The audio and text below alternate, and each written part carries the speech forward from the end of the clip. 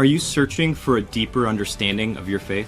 Inspiring Philosophy is your go-to resource for exploring the rich tapestry of Christian thought. From biblical archaeology to philosophy of mind, we dive into the topics that matter. Our content bridges faith and understanding, offering insights into God's existence and the reliability of the New Testament. Join a community where faith meets reason and discover the answers you've been seeking. Inspiring Philosophy, where faith meets understanding.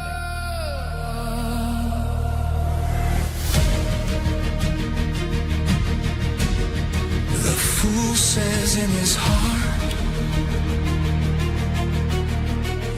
there is no God. They are corrupt, they have worked abominations. There is none who does good.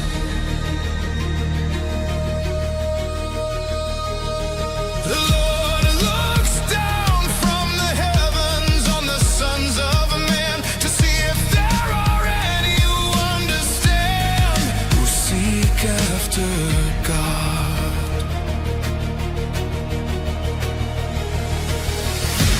There they are in great terror, for God is with the generation of the righteous. You have shamed the counsel of the humble and afflicted. But the Lord is his refuge. Oh, that salvation for Israel would come out of Zion when the Lord restores the captives of his people. Jacob shall rejoice and Israel be glad. They have all turned aside. Together they have become corrupt. There is none who does good, not even one. Have they no knowledge? All the wicked that devour my people, as they feast, they do not call upon the Lord.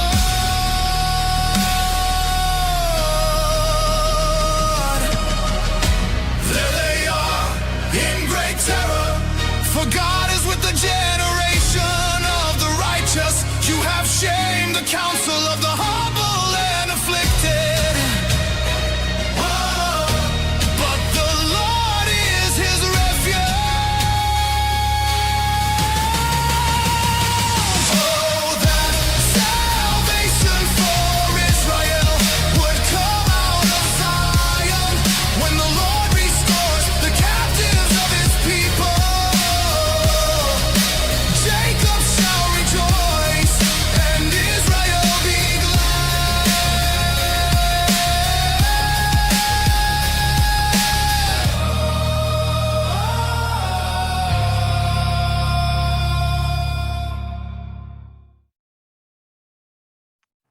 All right, Nick, you okay? I saw you the whole time. Yeah. You're banging your head up and down, rocking out. I enjoyed it. Totally. Actually, it's a good song. You sitting the whole time. You just very British, very stoic of you. Just like, yeah, very good music. Chop, very nice, very nice. Love it. Excellent. Yeah, very good. Well, that's not why we have you here today. We have you here today because we've been planning this for like a year, I think. I told you. I told you a year ago that after we did that stream, it'll all blow over. Paul's gonna respond, and then we're gonna have some fun responding because we kind of know what's gonna happen, and he didn't disappoint. But I told you even at ETS, I think someone said like, "Well, it's been a while." I'm like, "Oh, he's still gonna do it. Use weight." Sure enough, finally here. Finally here. That's good. I'm looking forward to it. No, that's great. No, I'm glad for Paul that he responded. It's nice to sort of carry on the conversation, really. Yeah. So for those who don't know, we've been talking about the evidence for the resurrection and Paulogia. Paulogia, Paulopia, Fallopian tubes, however he wants to be called. I don't know. Everyone does it differently now. Made a response to us on the resurrection, arguing for his minimal witness hypothesis, and we're going to review that and show it doesn't work. And our around the 29-minute mark, I was like, I had to stop and I messaged Than. I'm like, Than, I think he accidentally made a mistake here and conceded the argument, which we'll get to. That's why I titled this as I did. I was kind of happy. I was like, oh, all right. I look forward to that. Then I can't remember what happened at 29 minutes. Yeah, so we're gonna play select parts of his videos of him trying to solve the resurrection. Nick Meader here is a PhD psychologist, kind of an expert in this area, and so that's why we want to have him back on to look at some, because Paul's going to use a lot. One of Paul's main arguments is that some of the earliest followers of Jesus, namely Peter and Paul, his minimal witness hypothesis, had hallucinations of some sort. He won't say on what, and that is the origin of Christianity. Well, Dr. Meader here is kind of a expert in that area, so that's why he's here. And he's written a book. Where don't I have the book out? Sam, why didn't you tell me to get the book up? I'm blaming you for this. I thought you were like me and you had the digital version because you're bored. I have a hard copy. It's somewhere. It starts with resurrection, doesn't it? Somewhere. I got one here. There you go. There you go. Nick's got his out. Okay, I got it too. I found it. Took me a second. I was looking in E because I was looking at the subtext for some reason. But he's got a book where he's written on the resurrection, and we had talked about his book last year. Paul decided to respond to that, and we're going to dive in and take a look at his response. And I can't wait. I can't wait to even talk about John the Baptist at the end, because a lot of interesting things Paul said that kind of made me go, well, okay to me. You'll see. But yeah, we'll dive in. Let's get to some quick super chats here. Unrelated, but Genesis 19:34, Deuteronomy 22, Judges 19, 2 Samuel 13 treat rape as a serious moral sin. Deuteronomy 22:28 would be an expectation with fine marriage. Well, listen, sir, you are in luck. I am working with Joel Correcco. I've hired him, and we are going to go through a lot of his notes and make a short little video on that and thoroughly debunk this idea that is allowing grapes. It absolutely is not, and we will cover that in detail. So you just stay tuned there, sir. Is Paul's reaction to this already up? Oh, it might already be. But there will be.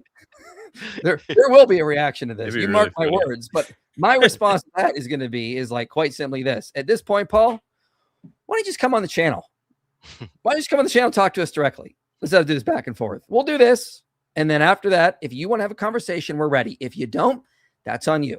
But we're going to do it. We're like, for example, tomorrow, call-in show. Than and I did the resurrection. One on the resurrection. Yeah, one right on the resurrection. Call in and debate us on the resurrection. We are ready to go. Paul can call in tomorrow if he wants, or he can set up on his own time because we will show that courtesy. So if he wants to have a conversation, we're more than ready. Oh, and he can also do just one-on-one, not two-on-one, not necessarily. Have you heard of the Pauloline dilemma? Brazilian apologetic put it out. He made a 9-minute video explaining it. I have not, but let me predict what it says. Okay. Paul taught this. The apostles taught something else. So if Paul is right, then Christianity is false. If Paul is wrong, Christianity is false. It'll be something stupid like that. And he's going to ignore 2,000 years of church history that shows Paul does not contradict what the apostles or the Old Testament taught. Did I get it right? Yeah, I bet I got it right. I had a Muslim try to use something. I don't even know if you want to know, Mike. I'll tell you the name. The foreskin dilemma. No, I don't want to know. I'm good. It's going to be it's an argument that can only come from the product of 40 generations of cousin marriage. So I'm good. I'm absolutely good. All right. Let's wait to get into this video. So we will do some more super chats later. So let's get into Paul's response here. Are you guys ready? You brace it? Yep. Down. Excited. I'm excited. All right. So again, we're going to play distinct parts of this, but so let's dive right in here. As I said, positing a supernatural entity for an occurrence where the natural explanation exists is definitionally making things more complicated. It multiplies entities beyond necessity, which is, again, Occam's razor. Photosynthesis is a very intricate process with many steps and requirements, but that doesn't make the forward phrase, God feeds the plants, a simpler explanation. You'd be adding an unexplained, undemonstrated, unfalsifiable, all-powerful for some reason, entity from outside our reality. That's more complicated. So too with the history of Christianity. If the data is fully explained without a God, then that explanation is definitionally less complicated, even if it takes many more words to express. Now, there's just some weird dead space here. I don't know what happened, but now I agree. We go with what the simplest explanation is. But here's going to be this is foreshadowing here, because if you want to invoke Occam's razor, you have to posit an explanation that accounts for all the data. Okay, listen, Thales has a very simple explanation for everything. Everything just comes from water, baby. It's all water. That's far simpler than quantum mechanics. Thales metaphysics does not account for everything in reality. It's simpler, but we don't use it. We have to go with quantum mechanics, which is more complicated because it actually accounts for all of the available data in the best way possible. That caveat at the end. I get. I don't want to get called out for that, but you get it. It accounts for the most amount of data in the simplest way. So if you're going to invoke Occam's razor here, we have to point out that you have to account for all of the data. We're in total agreement. The question is can the atheist side offer an explanation that can account for all of the data? And we're not going to see that today. Yeah, I just, and Nick, you might be perking up a little bit here too, because you're a fellow Bayesian. This is a pretty simplistic view of how you're gonna assess simplicity and assess the prior probability of a theory and what Occam's razor is. Because if you're familiar with the philosophy of science, there's really in-depth debates about how to do this, and Paul doesn't really represent how most philosophers of science nowadays are going to go about this. It's to kind of keep the nerdy stuff out of it, at least. I don't know if you want to touch on that at all, Nick. Yeah, I suppose what I want to. I know you like Richard Swinburne. I know you've quoted Richard Swinburne sometimes. I actually disagree a little bit with Swinburne nowadays on his assessments of simplicity, and I go along the lines of. Let's not get go ahead. into the weeds here. Yeah, that's true. Yeah, I mean, I guess partly it's. I suppose what I would. Yeah, maybe we'll avoid that bit. But I'm kind of going into a simple thing. I suppose when we're thinking about when Paulogia is saying essentially, a naturalistic explanation is always better. I think one of the things that Swinburne's arguing is that has a particular assumption about reality, essentially, that the laws of nature are the sole determinant of what happens. So essentially, it's kind of it's an either or. So if you're looking at something, it's either later Paul. I don't know if we'll look at that later, but Paulogia talks about the photosynthesis versus God did it. It's like either it's science or it's religion. Either it's the laws of nature or it's God did everything. But I think what he's saying essentially is that these aren't mutually exclusive. So essentially, exactly. Yeah. So if you're essentially, you can't say you're open to the. So Paulogia wants to try to have both. Have his cake and eat it. Do you have that saying as well? I don't know. So we have that. We have that here. Yeah. So saying we have a little different here in America. It's you can't have your bullet and shoot it too. That's just no, we don't have that saying, but maybe I'll start it. You can't have the bullet and shoot it too. That's definitely true. This is America. Anyway, let's jump ahead here because this is going to be a big claim that Paulogia is going to bring up. Yeah. He's going to think that you're just, for some reason, it came. I'm not sure if Paul Nick hates psychology. Oh no! Don't mention that name. Yes, how dare. Let's just set the stage here. Paul's going to do this throughout the video, so we're going to cover it here and move on. But he seems to think that it's either you reject all of psychology or you accept all of psychology. And Nick is just rejecting all of psychology when it's convenient for him and not showing any nuance. I don't know if Paul intended it, but it really came across as this weird false dichotomy with no gray area, no spectrum here. And I was like, that's kind of ridiculous. But I was a bit surprised. Yeah, it's a little surprised. Yeah, I mean, because you think about it, it's kind of strange that I've been working. I've been publishing in the psychological literature since about 1998, so it's quite a long time. It shows how old I am. You can see the grey hairs, but it's like, do you really think if I hated it so much, I would be doing that? So sitting on editorial boards, peer reviewing. Maybe I'm writing all these hate. I'm review. Have you seen on the meme of reviewer 2? It's like, they always say like really nasty comments about. Maybe I'm the reviewer too around everything. Oh, this is terrible. All psychology is bad. It's all wrong. Mm-hmm. So, let's dive right in here. Jesus rose from the dead. What do you say about that, Mr. Psychologist? One of the things that I've been doing, my PhD was on this kind of relationship between beliefs, behaviors, attitudes. So I've been around this for a long time. More or less 25 years. And one of my greatest sort of frustrations, I think, is that. Real quick, I think I look younger than last year. I don't know, man.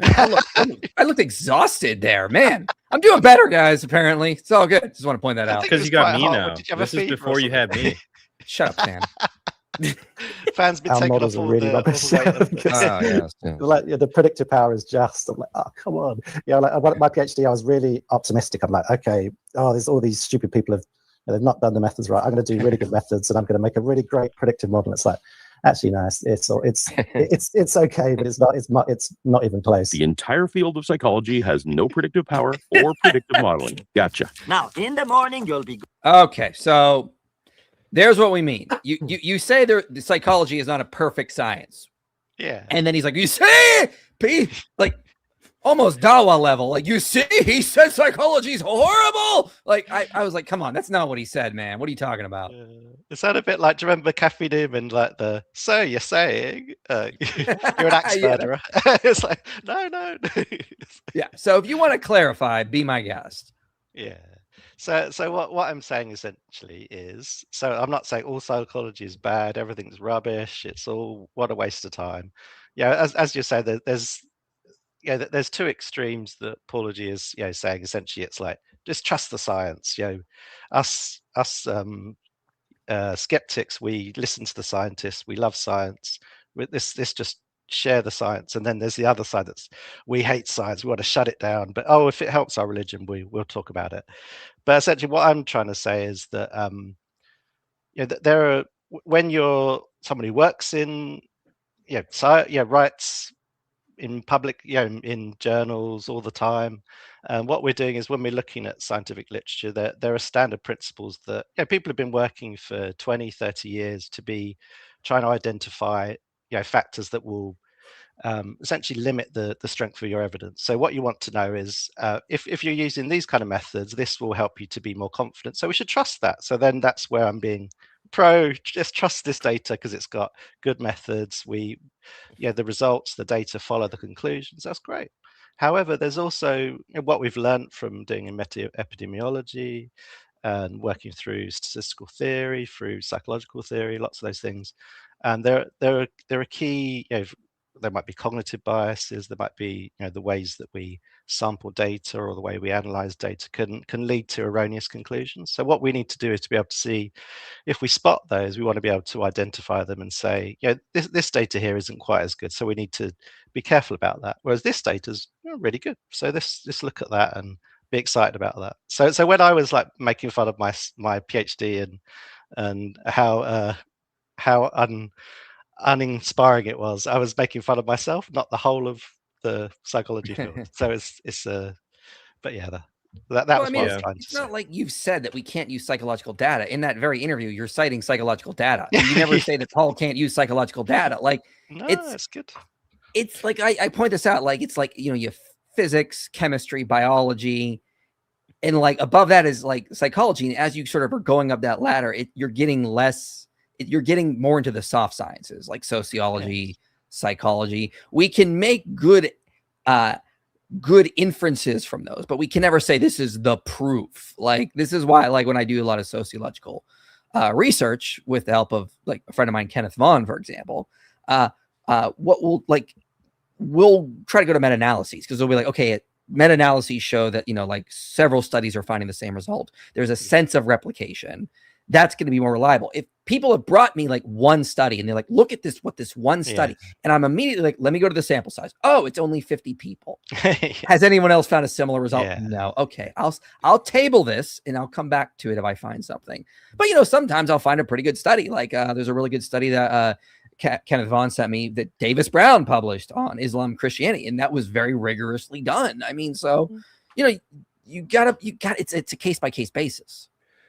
Yeah, and I think as well that, sorry, Than, were you gonna? No, go ahead, please. I think, because as well that human beings are really, really complicated. So it's like it's also not. I'm not kind of attacking psychology in the sense that we've got so many variables to deal with that it's really, really difficult to really nail it down. So I think, yeah, it's not at all knocking, and I've got wonderful colleagues that are doing good work. So that's not what I'm saying. You're not rejecting all of psychology. You're not accepting all of psychology. You're saying we need to be skeptical and operate somewhere in the middle there. Yeah, psychology is not the only field that has this problem too. Even in like harder fields, like Nick, you don't know this, but like I used to do bodybuilding coaching. So I used tons of sports nutrition, all this stuff. And one of the things I would constantly say is the field is riddled with methodological issues, right? And not once has anybody ever been like, "Oh, sports science is broken." No, it's like, no, people understand the nuance and what I'm trying to say when I say that kind of stuff. Yeah. So yeah. Let's dive back in here. Hold on, put that up. And fishing for different. So I think there's a bit of there are a lot of limitations. Some of them are kind of incentives related to the academia in general. That's unhelpful. Others that just some people there isn't enough of a methodological culture within psychology. Well, that's dire, isn't it? Here we've got someone working in the field of psychology telling us that the entire field is suspect and should be doubted at a base level. Did you go to Hollywood Upstairs Medical College too? However, it seems that Nick brings up this objection only when the psychology might raise doubts about his Christian beliefs. But what's good for the goose is good for the gander, as they say. Does anyone still say that? If any psychological finding against your position can be hand-waved away with broad disparagement to the field, then any finding for your position can equally be hand-waved away with broad disparagement to the field. All Nick has done here is erased any relevance of his own area of expertise, since the field of psychology simply can't be trusted. Now, again, this is just being super uncharitable. Like, this is not what you said. I'm dumbfounded that he thinks this is a gotcha moment. But I mean, like, if you just want to throw out psychology, fine. We'll just go on the testimony and we'll do New Testament textual criticism. We'll just use those fields. And you kind of just went nuclear and destroyed your own hallucination hypothesis. What? Oh, could I? Oh, go thank God. I was just making a joke. I said, which is also riddled with issues, methodological issues. Yeah, I get it. Yeah. But I mean, like, this is a straw man of what you said. And B, I mean, like, this if you're going nuclear, you're nuking the whole field of psychology. Great. Then let's just discount hallucinations because we can't study those anymore in terms of that's the thing. Oh, can I give a slight I'll try and be a little bit charitable to Paul here and say I don't know if he's deliberately straw man in there, because I think what I was trying, when I first watched it, I thought that looks what it is, but I was then thinking, I got sort of my nerdy psychologist mode and thought, well, okay, what might be going on here? Because it just doesn't compute when you look at it. You think, oh, I clearly didn't say that. Yeah. So what I was thinking, that there's a couple of, and stop me if I start talking too much and just say, shut up, Nick, move on. But there's a couple of frameworks I wanted to quickly go through just to help to see why sometimes we might fall into these kind of interpretations when we look at the when we're listening to someone from a different group. So there's a couple of really quite well-established theories within social psychology and psychology in general. So social identity theory is one of the classics that's been around for 50 years or more. So essentially what here is what we're saying is that our group identity is about is where we get our self-esteem from. It makes us feel, and so what happens is often we tend to see our group in a particular way. We define them in terms of norms, like, well, as a skeptic, we're pro-science, we're intellectual, we are analytical, we're skeptical, and whereas and obviously what we try to do to improve the feelings about our fellow group members, but also our own self-esteem, is to compare with other groups, out groups, where we try to make that contrast. Essentially that's the is there. So essentially it's like the out group is they're anti-intellectual, they're anti-science. So there's a sense that when Paul hears me saying psychology, there's some problems with it, there's one hypothesis you might be saying, this is triggering, which we'll kind of move on to another bit, which is kind of system one reasoning is that often our brains have these kind of shortcuts, these sort of intuitions that says, I know what's happening here. I see. He's an in-group member. He hates science. So look, he's dipping his hand. He's the tip in his hand. He's showing his hatred of psychology. So I see what you mean. I mean, this is hypothesis. I don't know. No, that we didn't go to makes a lot of school together, but I just say that's that's what. That's kind of what we do psychologically. We stereotype people because it's easier for the brain to process. They're part of that group. I know how that group operates. I'll just think they're operating in that same group. And we all do it. We need to just try to catch it when we do it, for sure. I guess it's the same stuff that I mentioned in my video after Charlie Kirk's assassination, Mike, where I was explaining kind of the left versus right dynamics and what's happening to us. Yeah, that's a good point. Yep. Let me jump back in here. Okay, so let's I want to play. This is a very, very important part of the video. I just want you all to hear this. Why not? Because I could just simply say, well, they were grieving after Jesus had died. Peter had some sort of experience from his grief, and he hallucinated seeing Jesus, and then he convinced the other disciples this is what happened. And then they were so convinced because they were just going through so much grief and depression. This cured them, and they wanted it to be true. Why can that not be a better explanation than Jesus rose from the dead? Again, I'll give it to Mike. That's possibly the best I've ever heard a Christian describe the minimal witnesses hypothesis for the origins of Christianity. Ha! Suck it, Than. You hear that? Best he's ever heard. Did it better than obviously you and everyone else. There. Just want to point that out. So, but anyway, that is kind of important because that is you can have that W, Mike. Well, that is generally what Paul seems to be arguing. It's like Peter and Paul each had an experience, then they convinced others, and then it seems as though Paul says everything else just kind of comes from legendary development, which I don't think that works. We'll get into that though here. Let's move here to this part. Critiquing the minimal witnesses hypothesis. I am attempting to explain the origins of a religion, and part of that explanation is that unreliable gospels were written. Just like all religions that Mike rejects have unreliable texts. This is the strength of resurrection scholar Gary Habermas's minimal facts argument. He acknowledges that skeptics don't think the gospels are reliable. Maybe if you start with like the minimal facts, it's going to be an easier job for the skeptic. But I think even on that, you're going to have some problems. It's still tricky. Yeah. It's still tricky. Yeah. It's not going to be the easiest thing in the world. But that's not the criteria that Mike or Nick will use to critique me. They want a naturalistic explanation to allow for every detail in the Gospels to be accurate. If the alternative requires the Bible to be wrong about something, then they reject it out of hand. I mean, one of my things is that, okay. How does he still not understand the max data case? Yeah. That's not the, we're not saying everything has to be accurate. We're saying it's reliable. And also we have argued extensively already that, hey, we do have good reliability for the Gospels. We have a lot of evidence. We have a 6-hour playlist on evidence for the reliability of the Gospels. I kind of feel like he just kind of presented it as if we just assume that. Than, do you want to go over the maximal case and just sort of clarify here? Nick, tell me if you have interpreted Paul a little differently than I am here. But it seems like he still thinks that the max data case is us saying that when the Gospels are reporting that so-and-so experienced touching the wounds of Jesus or something like that, that claim is identical to the claim of them testifying that they experienced such and such a thing.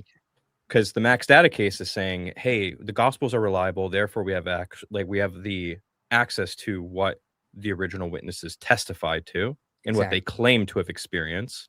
But that is not equivalent to the claim of the Gospels are recording what they actually experienced.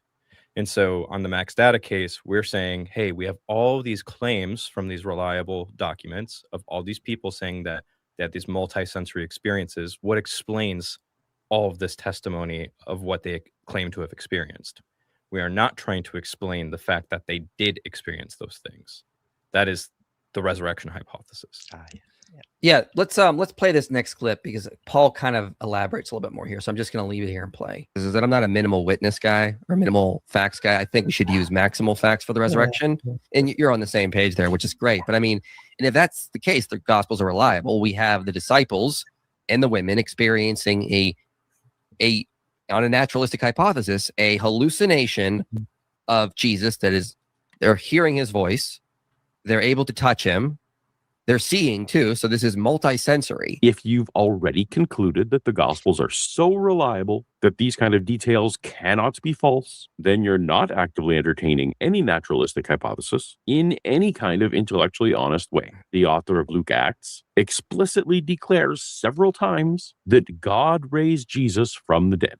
Every possible naturalistic hypothesis must definitionally conflict with the Gospels at some point. And so if you start with Mike's maximal data, you are also a priori rejecting the entire category of natural hypotheses out of hand. So Sam, No. this is what you were just talking about. This is, I think, Yeah. that one of the biggest disconnects between us and Paul, and he's not getting. He's confusing two different categories. He's confusing reliability with truthfulness. This is a basic philosophical error. For example, I do actually think that the Quran as we have it is reliable to what Muhammad preached approximately. That doesn't mean I think it's true. I can look at things like the poetic stele and other steles of Tutmosis III in his campaigns in Canaan, and I can think these are reliable to what was said, what happened in terms of where Tutmosis was, what he did, who he attacked. But I can just reject outright that Amun spoke to him because I don't think we have sufficient evidence to support that claim. So there's a difference between truthfulness of a document and reliability of a document. We are arguing when we have the maximal case that the Gospels and the New Testament at large is reliable to what the eyewitnesses and the early church preached. That doesn't mean we are granting truthfulness there. We're granting reliability. They go back to Matthew, Mark, Luke, and John. They go back to Paul. That's where these documents come from. Then the question arises, okay, if these are reliable, are they also true? So gospel reliability, New Testament reliability is step one. Then we ask, okay, now that we've established reliability, now we ask the question, is what they're saying true? Paul has equated the two of them. That's not the argument here. So this is complete. This is one of the biggest problems in his reply, assuming that we're just throwing out natural explanations. We're not. We're saying, okay, fine. If we Natural have a maximal explanations are case compatible with this. let me just to add one. If we have all this reliable data, now the question becomes are there any good natural explanations that can account for all of the data and be plausible and be the least ad hoc? This is what he doesn't seem to get. Go on. No, all I was going to say is the max data case is compatible with naturalistic explanations. You can put up like an RHBS model or some other model. You can put up other naturalistic explanations of the data given the max data case. It is not identical to inerrancy. It is not identical to the resurrection hypothesis or anything like that. I feel like I've been saying this to Paul for like 2 years now. Mm-hmm. Nick, you've seen the history there. Yep. So yeah. So I mean, like this is, man, that was just really weird to me. It's like we're discounting natural explanations if we assume the Gospels are reliable. No, we're not. We're definitely not. I couldn't believe that. So that's one of the biggest issues. You can't equate reliability and truthfulness. I can agree the Quran is reliable to what Muhammad preached. In fact, that's part of our case for the Islamic dilemma, fan. You know that this is what Muhammad preached. It's not what later Muslims believed. That's a problem for you guys. But we're not accepting that what he preached is true. There's a difference there. Likewise, we can argue John was an eyewitness, and that's what he wrote. That's what he believed happened. It's reliable to what he preached and what he believed happened. Now the question becomes, on a maximal case, is it true that Jesus really did rise from the dead? And I would argue that if you have a maximal case, the best explanation is going to be the resurrection, and naturalistic explanations cannot account for all the data, which we will see in this video coming up. Let's see here. I want to get to this clip, and then we will get to some super chats here in a bit. Let's dive in.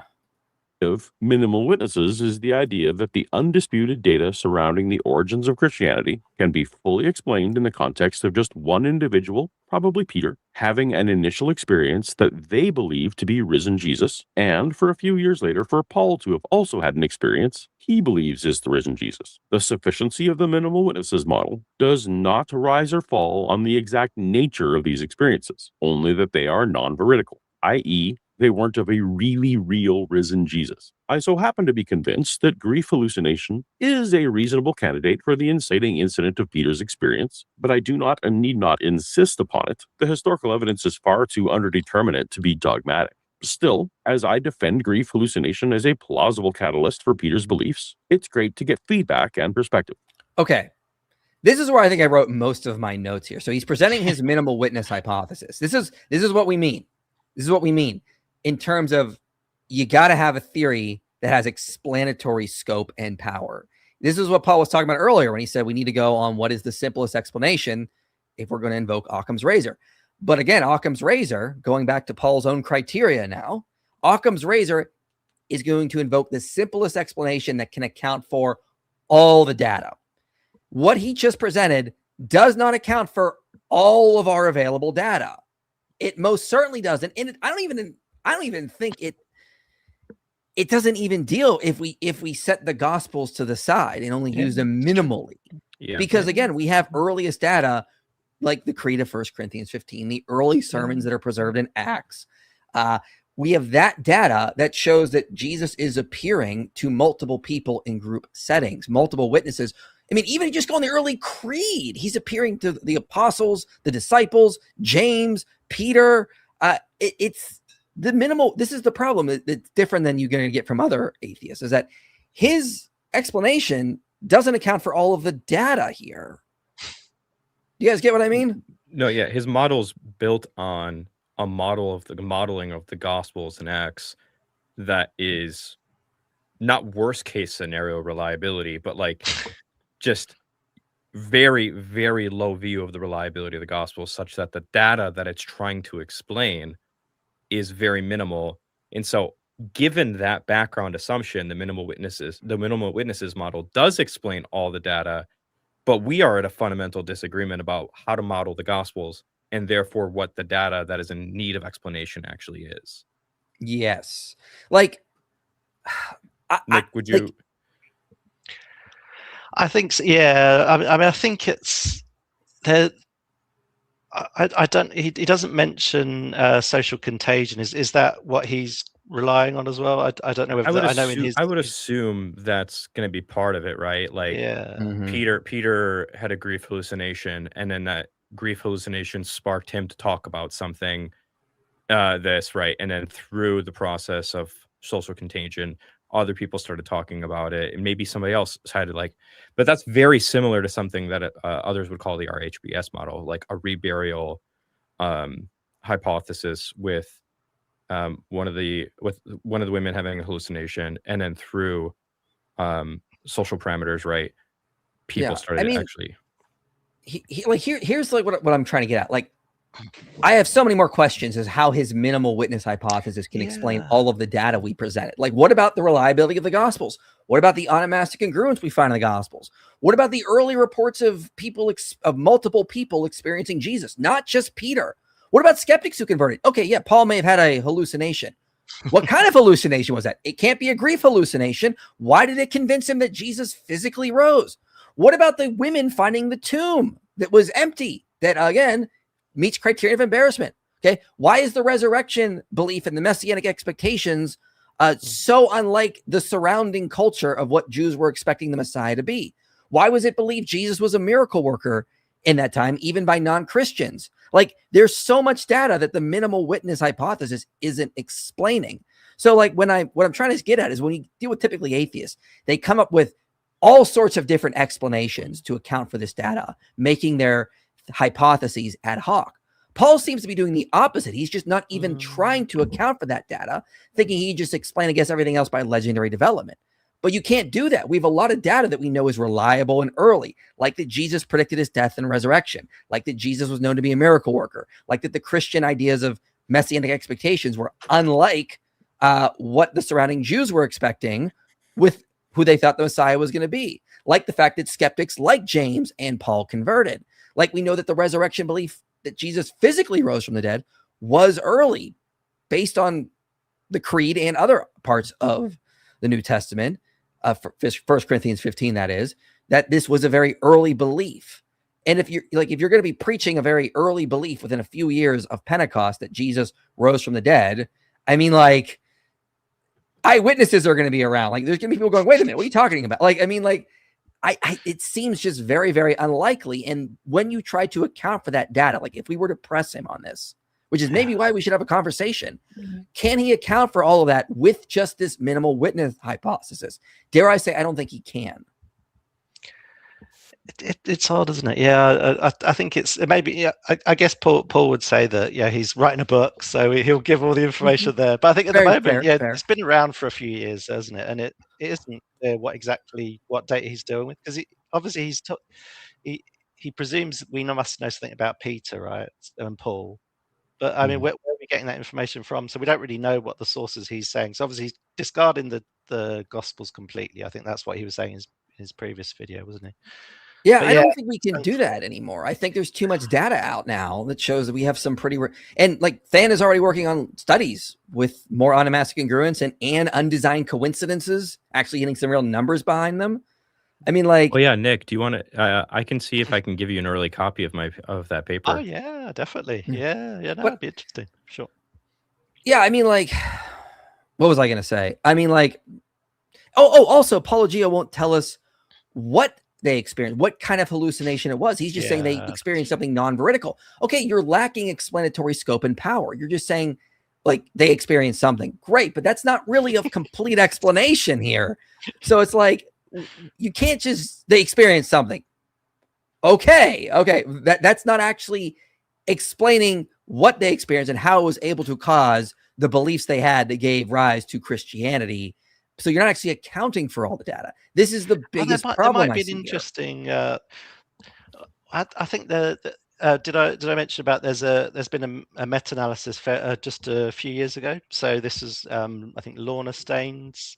So she's done meta-analysis of essentially looking at the incidence of hallucinations, but also delusions. But so it's slightly bigger. But essentially, what she's been doing is looking at that broader. So in that sense, but there is a bit of data that we can kind of look at that and say, how plausible is that? And I think what's quite interesting as well is, when you look at the Castelnuovo stuff, as I said, the methods there are not the best. So you're looking at people with problematic grief. You're looking at selected population. So what's happened with this more recent meta-analysis? What they've done is they've looked at representative samples, their well-validated measures of hallucinations, things like that.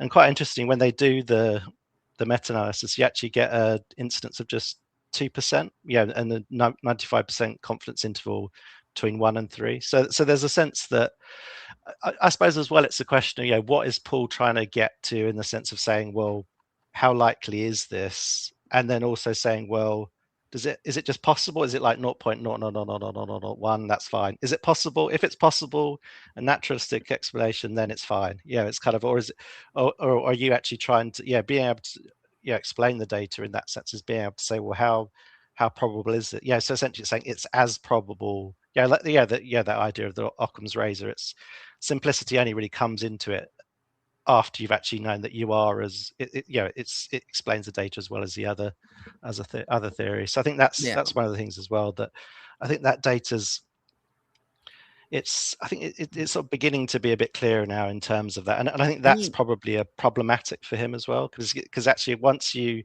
vagueness is quite helpful, because it could be 30%, it could be 90%. There's a study with like 10 people in it that's 90%. But it's actually when you begin to look at the really good studies, the numbers really quite plummet. I mean, you have said it's plausible that one of the disciples did have a grief hallucination, like Peter, for example. That doesn't mean that is going to explain all of our resurrection data, all of our early Christian data. That's the problem that we're having here. Let's get back to this video here. There's some psychological aspects you wanted to address, and then we will jump ahead to one of my favorite parts here. Widows. In And widows. actually, yes. 3 important things. First, it is not unreasonable for Nick to have assumed that my source was the abstract of this 2015 study from Anna Castelnuovo and her team, where it clearly states, evidence suggests a strikingly high prevalence of PBHEs, post-bereavement hallucination experiences, ranging from 30% to 60%, among widowed subjects, giving consistency and legitimacy to those phenomena. That does sound familiar. Second, he can't know this, but long before I'd even heard of Nick Meader, I'd read in full all of the PBHE studies Nick includes in his citations, because I've been talking about this for years now. In my notes from that video, I had not the abstract on page 266, but in the concluding remarks on 273, which we'll get. So you wanted to respond to that specifically. Yeah, that's a fair point. I mean, that was me. I mean, I think hands up and say, I was making assumptions, which is unfair. So he's perfectly, I shouldn't have said, oh, he read it from the abstract. How could I know that? I don't have a camera in his room, do I? So you're a psychologist. You know how to read minds, don't you? I'm a rubbish one. I only trained, was it the Hollywood School of... So I think, but what I want to do is, I don't know, have you got the screenshot of the tables? Because that might be a useful way of looking at. So let me pull it up here for you. Yes, I do have that. So it is true that in the discussion section they don't they say 30 to 60%, and the authors don't say this is just in widows. But what we want to do, of course, is not just to pick sentences from the paper. What we want to do is to accurately reflect it, essentially. So I know it's a bit small, sorry, but what we can see is, so table 1 and table 2 essentially are all the studies that are in the Castelnuovo review. So you can see it's between, so the prevalence ranges from 10 to 60%. My mistake there. Hold up. Let me just put up the PDF. My bad. Here we go. I'll just put the PDF. There we go. Yeah, so essentially, so Paulogia is saying, this is the summary, this is the range across all the studies. Well, so table 1 and table 2 are all the studies in the review, and you can see it's between 10 and 60. So what if the correct number would be 10 to 60. It's no big deal, it's like it doesn't matter. But I think it's just that if you double down and say, oh no, Nick's wrong, it's 30 to 60, it's kind of like, well, if you look at the widows table, so it's table 2, you can see that's between 30 and 60. Yeah, so there's so essentially so when I was, so the 30 to 60 number that they are speaking about in the discussion is reflecting the widow sample, essentially. Yeah. So just because they didn't say it doesn't mean. So what you would do when you looked at that, you would look at the rest of the paper and say, well, do they mean the whole sample, or do they mean? So that's all. It was just clarifying. It's not a big deal, but I think it's just. I think he goes on then and says, oh, Nick made the same mistake. That's the amusing bit, and he goes to my book, and that'd be quite fun to look at.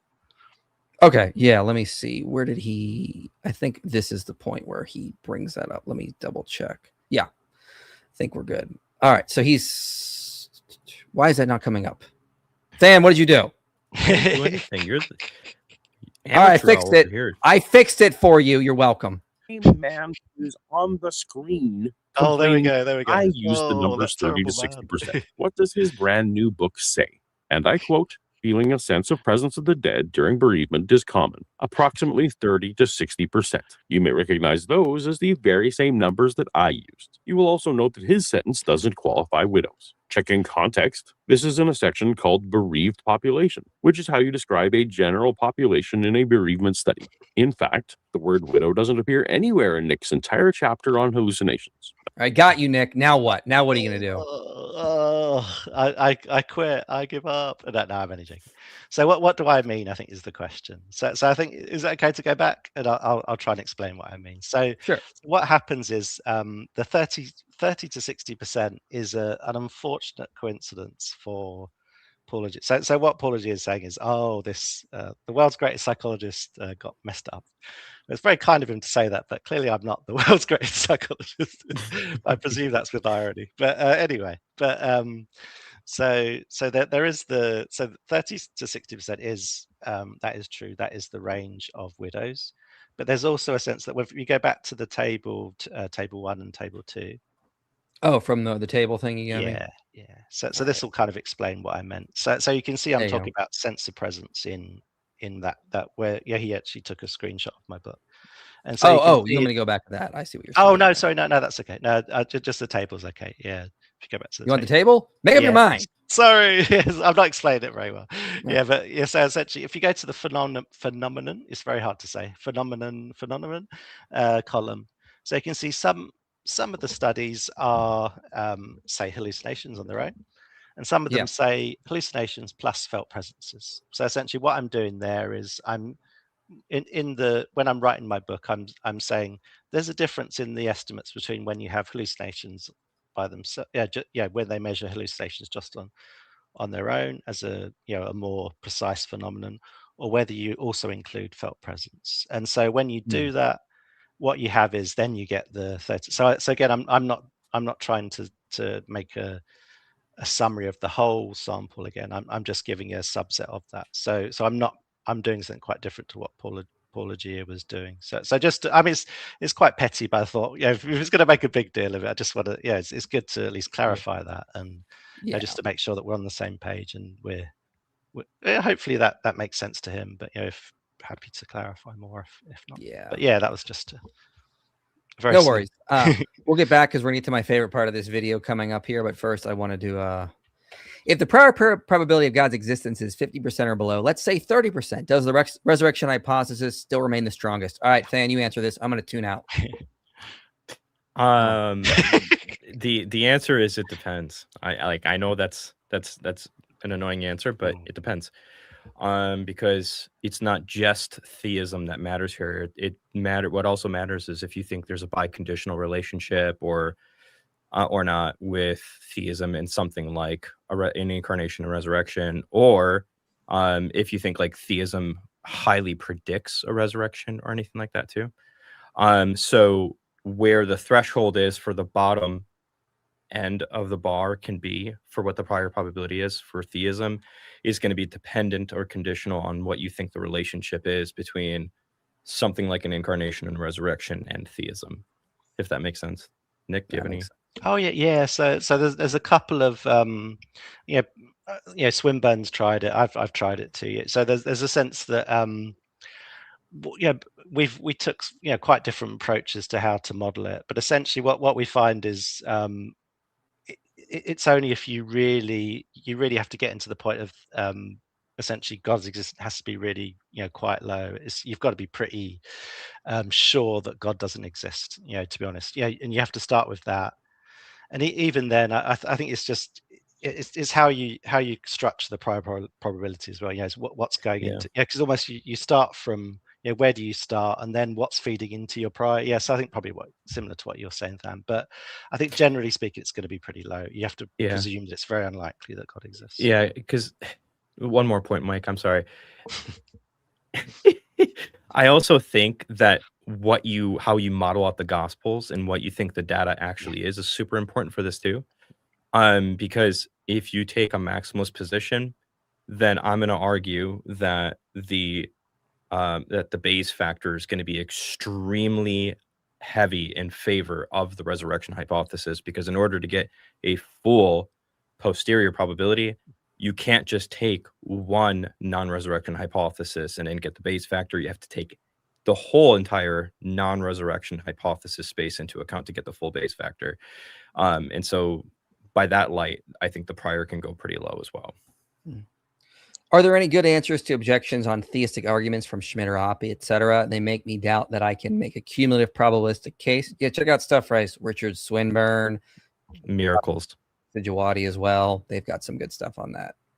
I think a lot of, I mean, Oppie's argument is a similar one in the sense that it's again relying on it's assuming that naturalistic hypotheses are simpler, but again the question is do they explain the data is good, and I think that's the biggest weakness they have, I think. So here's the thing, when it comes to Joe Schmidt's objections to a lot of I don't know Joe Schmidt's one. He tackles classical argumentation like deductive proofs most of the time. Oppie goes at it from a probabilistic point, but I'm going to argue that Oppie uses a characterization of simplicity that's not really found that often in the philosophy of science literature. So Oppie's not going to be the best representation there. I think the strongest agnostic philosopher to go at this is Draper. That's true. And he, I'll eventually probably one day write out or make a video responding to how he assesses simplicity in his new book. I think there's issues there too. Oh, that'd be interesting. Yeah. Mike, can you apologize for asking me if I'm a Muslim because I said Than is handsome when you were on God Logic stream? Why were you saying that to begin with?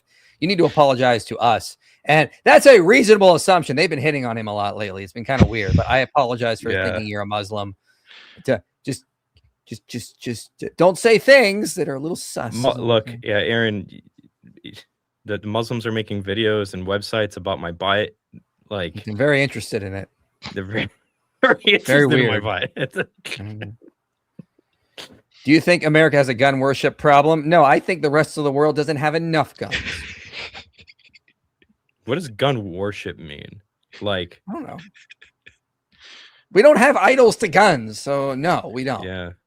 We're just ready for that day Red China comes over and tries to take this land of the free. The worst part is your bullet analogy works. It does. You can't have your bullet and shoot it too. We gotta get that going. It's the new American saying. We gotta get that going. Technically, you can. Stan, no, you can't. Okay. What if I think it's better than the cake and eat it, isn't it? I think. What if I make my own ammo and like recycle the brass? It's not the same bullet. Oh, are you a meteorological? I'm sorry, I'm not going to go down that road. I'm assuming Paulogia believes that natural laws are a huge brute stopping point of cause. If that sort of brute stop is allowed so as to not multiply entities, why not stop at a solipsis mind? I don't think he really gets into a lot of that philosophy, so I don't think he would have a position. Yeah, I don't know. This. Yeah. Also, a Sunni and a Shia walk into a bank, they pew the Jew. Dude, what in the world? These super chats, man. You guys need to get better at this. Paulogia assumes inerrancy is equal to reported testimony, but the champions of maximal data, the McGrews, have been explicit they're not inerrantist. Yeah, that is true. They have been very explicit about that. Guys, I was literally thinking about the incorporation of our faith into psychology. I'm studying to be a psychologist. Now some people are gatekeeping and just rude. I'm nervous about getting into the field as a Christian. Nick, I bet you could offer some advice to this.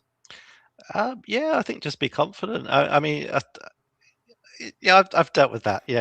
Most of my career. I mean, England's pretty as secular as it gets. And psychology's pretty. I think it's almost like that. There's almost a kind of physics envy as well. It's like we're going to be super scientific, so we're going to really hate on Christianity. It's like, oh, we're not stupid like those Christians are. It's like the kind of icebreaker of it. So I think don't worry, you get used to it. And I think what's useful is I think one of the things that I found was that don't be intimidated by it. When you break down a lot of the arguments, you realize they're actually not that strong. But the fact is, the more that you study, the more you see that they're not very strong. So I think please do that. And we need more psychologists that are Christians, and I think it's great. Please do it. And if you, I'm happy to always to chat if you want to. And talk about it or anything, and happy to give you some, talk about my experience and some, So good luck with it, and hope it will. Don't worry too much. Be confident; it'll be fine. You heard it. Be confident, be fine. That's the advice. Sounds good to me. All right, let's jump ahead here because I want to get more into his case against the resurrection. People doing this. Are there any studies that show, hallucinations happen where people think their loved one physically rose from the dead in their actual flesh and bone body, and they had multisensory hallucinations? I mean, like, does that happen? I mean, you do occasionally have like multimodal hallucinations, in the literature, but that there's not a sense that they're not. Confused apologists are always hyper-focused on multimodality because they're under the mistaken impression that natural hypotheses would agree with and are attempting to explain Bible stories of group hangouts, having conversations, eating fish, and putting fingers in wounds. I don't think any of those things happened. So Same I problem. played this. again, mind you, right? This actually happened, getting conflated with these people said that and claimed that these things happened. So, well, I actually played this a couple times, and I was like, I think he kind of just conceded the maximal case here because he's not attempting to explain that data. Okay, then you don't have an explanation that can account for all the data to compete with the resurrection hypothesis. If you're saying, well, I don't need to explain that kind of stuff, I can just dismiss it as all legendary development. There are so many points we can bring up that you need to account for, like the onomastic congruence and the reliability of the Gospels, like the fact that there are early reports of multimodal experiences in group settings. Like, we're not saying, like Gary Habermas, that all he's going to posit is Jesus died and that Paul experienced something and maybe Peter experienced. Like, we're positing a lot more. If that's the case, it kind of sounds like you're accidentally conceding the point that the maximal case is successful. And again, if we can clear up that issue of confusing reliability and truthfulness, because once we get over that, which we've already done, now we get to the actual data that needs to be explained. If you're just going to say, I'm not going to explain it, I don't need to, it sounds like you're conceding the maximal case, and that's what we want to hear. That's true.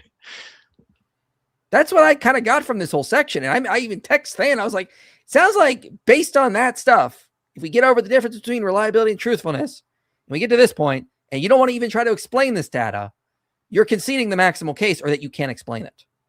Yeah, this is one of the places where I'm really confused on what Paul thinks. And I really would like a clarification on this eventually, because this has been a place of confusion for a few years now. Because multiple times Paul will say things like, no amount of testimony will ever be enough to justify the occurrence of a miracle, right? But in other places, like their response to my blog post almost a year ago, they said, him and Brian have said things like, well, the max data case cannot be true, right? Because resurrections don't happen. So like the historical reportage model of the Gospels can't be right, because that would make the resurrection hypothesis more likely. And those two things seem like they're in very deep tension with each other, obviously, right? So I don't actually know what Paul really thinks here. Because if he does take that Humean view where no amount of testimony will be enough, then he doesn't have to push back against the max data case. He can just go, yeah, I can grant all that, but sorry, no amount of testimony is ever going to be enough. He could say, I can actually explain all that data here with the minimal witnesses still. Because Apologia does. Oh, sorry. No, go ahead. Yeah, I'm just yapping at this point, but I think you get what I'm trying to say. Is I don't really know what he really thinks here. I think he does mention early on, doesn't he, in the video? I've forgotten which. He talks about his definition of extraordinary. It's something that would convince him, which isn't particularly strong criteria. I think it's kind of it's like I don't know what art is, but I know what I like, and that kind of thing. It's like I don't know what extraordinary is, but when I see it, I'll know it, and I will. So I think it's essentially it's something like something that would change my. So basically, a claim is extraordinary to Paul if the prior probability is low, which again is not clearly defined or rigorously designated. So I don't know. Let's continue. I think Paulogia said, kind of just says, what's in the Gospels is, it's just nonsense. Yeah, we don't need to look at that. All that onomastic congruence is nonsense, apparently. Oh, good. You do understand. I'm not positing that Peter saw risen Jesus. I'm not positing that Peter heard risen Jesus, or touched him, smelled him, or tasted him. I mentioned that some grief hallucinations involve sight, sound, touch, taste, or smell, and sometimes more than one, because it's interesting. And if Peter had an experience of this heightened kind, it would have increased the realism. The precise prevalence is a tertiary factor for me, since I don't need it. But apologists want to fight for every percentage point, because they're under the impression that the naturalistic explanation needs these modes. Still, no, that's not the point. The point is that we have all this additional data that needs to be accounted for. And if what you're positing with your minimal witness hypothesis doesn't even come close to trying to address it. Like, this is the problem. You just can't say Peter experienced something. He convinced everyone else. Paul experienced something, but I don't need to tell you what it was. and then everything else was legendary development. That makes so many ad hoc assumptions, because you go start asking, okay, why does the early creed report group appearances? Why do the early sermons and acts report multimodal group appearances?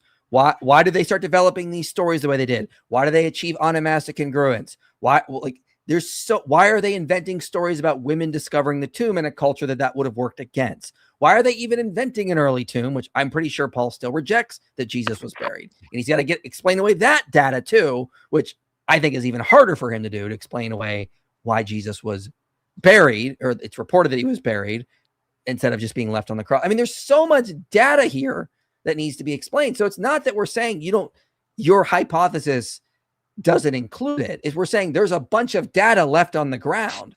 It's sort of like, to give an analogy, it's like I dump a 1,000-piece puzzle in front of you, and you take 10 pieces that fit together, and you go, I'm done.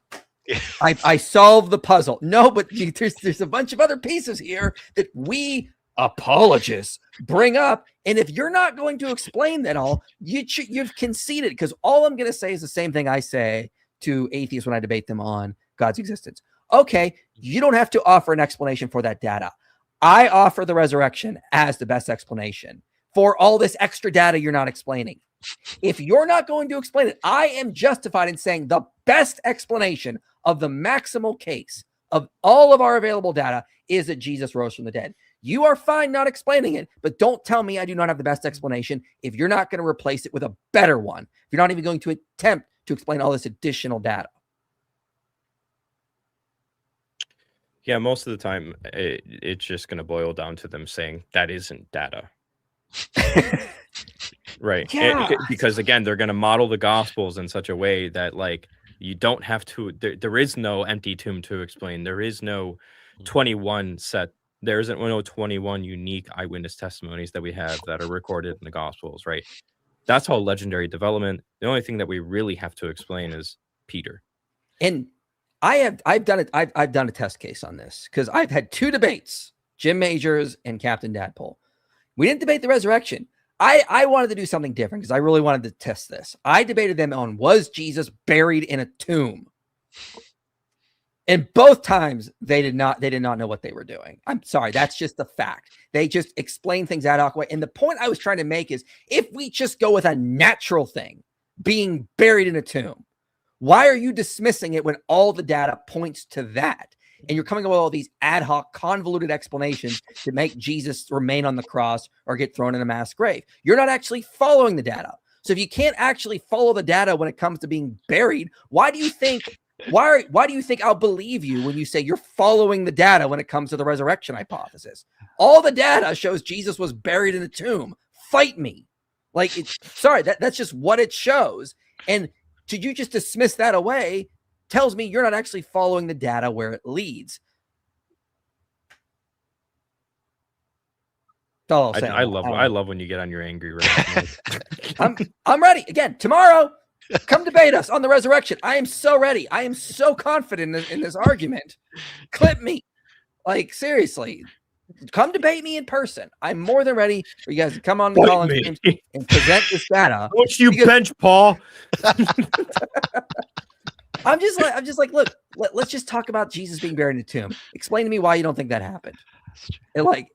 And then you got to start explaining away Josephus's references to crucified victims being buried. The archaeological data of Yohanan. You have to start explaining away passages in the Gospels, in Paul. I mean, there's the character of Pilate. I mean, all this stuff comes into play. And I've gone through this process twice with Jim Majors and then Captain Dadpole, and you just watch them squirm as they try to explain this data. So it's the same thing with the resurrection. He in his blog on Berman's site, I think he quotes Quintilian, isn't it? I think he says, "Oh, Christians will never." Yeah. But I mean, it's exactly. If you've got the Josephus data say, this is theoretical data saying, but if you've got Josephus, Philo saying, yeah, they were buried, in the sense that during holiday times, Christians were allowed to bury their dead. And then, Josephus says, before sunset, the Jews took burial so seriously that they would remove them before sunset. So it's like, well, Do we just ignore that? Yes. Yeah. Well, yeah. I mean, I remember I did a video on this, and I just look, here's all the data supporting Jesus was buried in a tomb, like versus this other data, and you got to explain all that away. Then when we get to the resurrection hypothesis, my point is we will see the exact same mentality. Yeah. Hey, how do you explain this fact about the resurrection? How do you explain this? How do you explain the fact that they were willing to be persecuted, like Paul talks about? How do you explain the fact they immediately pronounced it in Jerusalem? Why did James convert? Why did Paul convert? Why was this an early belief? Okay. What about all the independent witnesses? What about the reliability of the gospels? Okay. All of that, like you just start getting very, very ad hoc and trying to explain that away. So I get why Paulogia is going about the route that he is going. The problem is that gives us free range to run this train. All right, great. You have your minimal witness hypothesis. Let's start trying to explain data. Ready? Go. And try not to be ad hoc. Try not to violate Occam's razor. Good luck. I want to debate someone else now on if Jesus was buried, because again, I want to do this again. This was with the skeptics again. It's like we just follow the data. Okay, then here's all the data that Jesus was buried. No, not that data. Yes. Anyway, let's get back to this video. I think I accidentally closed it. There we go. Still, it's a discussion one can have. Again, this idea of it's 30 to 60% is a very it's a vast overestimate of what if you Did I vastly overestimate prevalence of sensory and multimodality grief hallucination? I suppose the only other caveat I would say is Paulogia, he's focusing on quite an old review there, but essentially that has 9 studies in it. And much more studies since then. So you've got my book looks at 18 studies. If you want to look more, a wider pool of studies, and we're doing, we're looking at systematic reviews. So essentially, we're academically, using more sort of rigorous research methods in order to look at that. But that's a work in progress as well. But there's in your book here. Yes. Nick has all the best studies. Paul put up this terrible study from 2015. Obviously, all of these studies that Nick's talking about are newer than 2015, right? Nope. There are 2, both from the same team, Camp in 2018 and Camp in 2023. And they seem to fall into the same general ranges as the others. I'm not sure if this is an actual point or just a book. So then, did you want to address that? It's like 18 and 9. Oh, this just it's like where's the arithmetic going in there? It's double the number of studies. So I think if it's not help, if Paul doesn't want to look at he bought the book anyway, so it's kind of him. But I mean, if you want to look at double the number of studies, is that helpful? If it's not helpful, that's okay.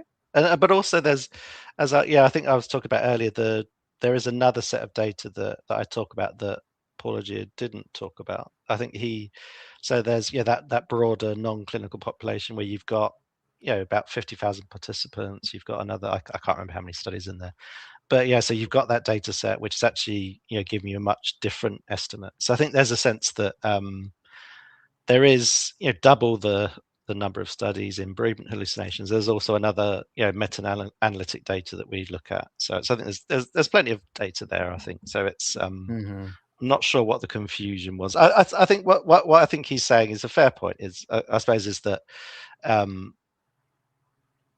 it's not necessarily that some of the studies are newer. It's just that the studies that Castelnuovo looked at were is not necessarily comprehensive. So I've looked at, it may not be newer, but there's more other stuff. But then I think, does it really matter when it's published, as long as it's really, a lot of the, essentially, it's double the number. So it's a small issue, but I think it's just, again, being accurate about.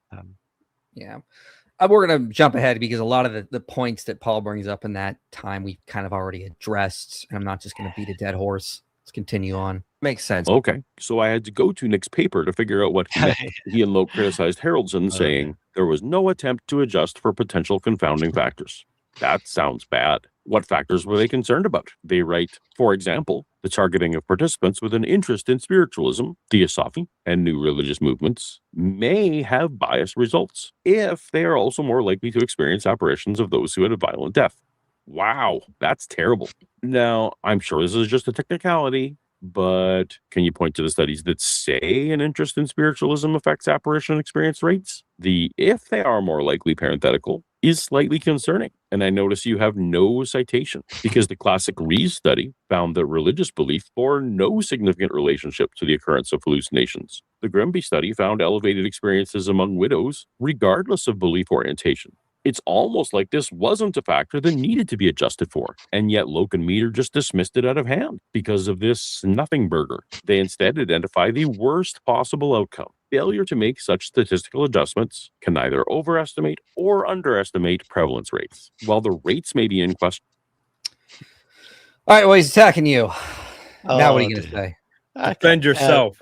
Okay, so I think it's quite interesting if you take essentially this is probably one of the key things that you look for when you're looking at a study, essentially when you're looking at what we call observational studies. So randomized studies, it's quite fine. If you randomize populations, you can compare the two, no problem. You don't need to adjust for confounding as long as the randomization works.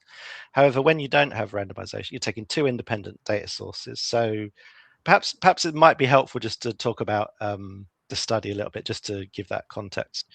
So essentially, what they've done is they've got a self-selected sample. They put some adverts into magazines, and they've got people that have talked about apparitions and so essentially what you've got is they've looked at how many people had violent apparitions for people who had a violent death versus a non-violent death, and then what they've done is then compare that with the proportion of people in the Icelandic population that have a violent death versus a non-violent death. So essentially, you're taking two independent sources of data and comparing them and doing a simple chi-square test. Don't worry, you don't need to know what that means. But essentially, the key bit is that you're assuming that those populations are similar.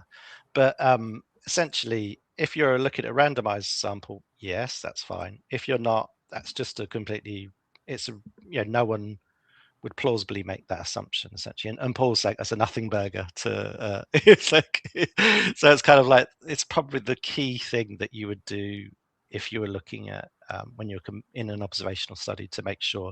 So there's a couple of different things you can do. You can match them, so you can say, what you got first. You got to say, what are the key confounders? What are the things that are going to essentially bias that comparison, and then you got to look, are they balanced between the two groups? And essentially they just don't do it.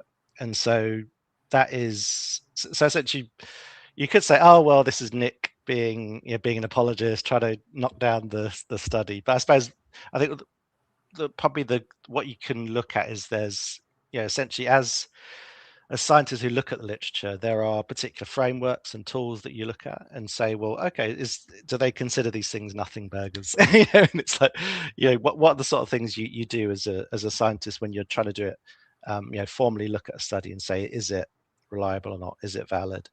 And so some of those things are, so first of all, you've got to be able to look and say, these are similar. But if you don't do that, then you just can't say that. And essentially your analysis is invalid, or it's at high risk of bias. Essentially, that's one aspect.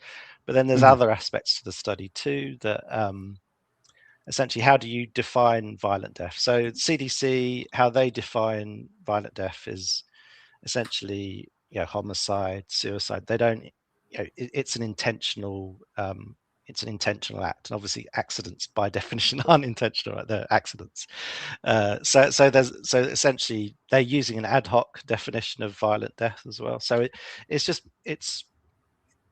has limitations on lots of different levels. So I think again, what I guess the point is that when you're looking at scientific literature, you need there are frameworks for doing that, and it's very clear. You can follow them and see that it's a high risk of bias. So when I think it's a little bit, it's problematic. I think when if you essentially coming from that as a layperson coming to the literature and saying, oh, this is fine, and it's kind of, well, first look at what how do people in the literature look at that? What are the sorts of things are they looking at, and then following that way. I think it's so I think it's. Yeah, so the idea that it's a nothing burger, I think, if people want to go for it, look at the criteria, and you can see that these are serious limitations. I see what you're saying. Yeah. question, it does not invalidate the direction of the effect. Violent deaths correlate with more apparition reports. This pattern emerges across cultures, even in the better designed studies. Loke and Meader even conceded that Field and Filanowski also found that for participants grieving a suicide. If Loke and Meader can dismiss whole studies for biased sampling, then allow me to be the first to dismiss their entire paper for explicitly ignoring all of these sense of presence style grief hallucinations, which are entirely relevant to resurrection belief causation, but are dismissible for their short-sighted insistence that the gospel accounts are necessarily literally accurate and not at any level figurative or legendary development. Now, whether a grief hallucination is a good candidate for Peter's experience doesn't actually rely on the general rates of such experiences, the percentage of those that include various senses, or the increase in prevalence. What's that? I think, yeah, that idea about the sense of presence, I think that's quite an important one. I think, again, it gets to the, what data is Paulogia trying to explain? Because essentially, so sense of presence is, obviously is that you're not, it's not as if you're seeing them there or hearing them or touching them. It's just there's some sense that they're there in a non-sensory way. So essentially, the question is that a way of explaining the data? So essentially, what you got to ask first was, would that lead Peter or whoever to believe, oh yeah, Jesus is raised from the dead, I feel his presence, yes, he must be resurrected, he must be physically resurrected. So that this is the reason why we don't look at that data, because essentially, what does it mean, what does resurrection mean to first century Jews, Greco-Romans? So for us, we don't, we're vague about life after death. It's all the same thing in it. Physical resurrection, ghosts, all that stuff. It's all sort of superstitious stuff. But in the first century, that these things were defined in particular ways. So there's lots of data on how these words are used, aren't they? So egeo meaning rise or raise. Sorry, Fan. I know my tell us how to pronounce it properly. The Greek. Say, I was actually cutting in and out for a second there. So that's good. That's like you saved. Did you mispronounce some Greek stuff? Because all I heard was. That was how I was pronouncing it. That just reminds me of when when we were at the church we were in London. That there was a Greek group of Greek friends that used to always sit, and when the pastor was talking about a Greek word, they'd all sort of chuckle and go, "Oh, no, what's this? Yeah, brutalizing our language." A British person using the Erasmusian pronunciation. Yeah, I'm gonna have a heart attack. That's the doubt that Nick didn't want you to hear.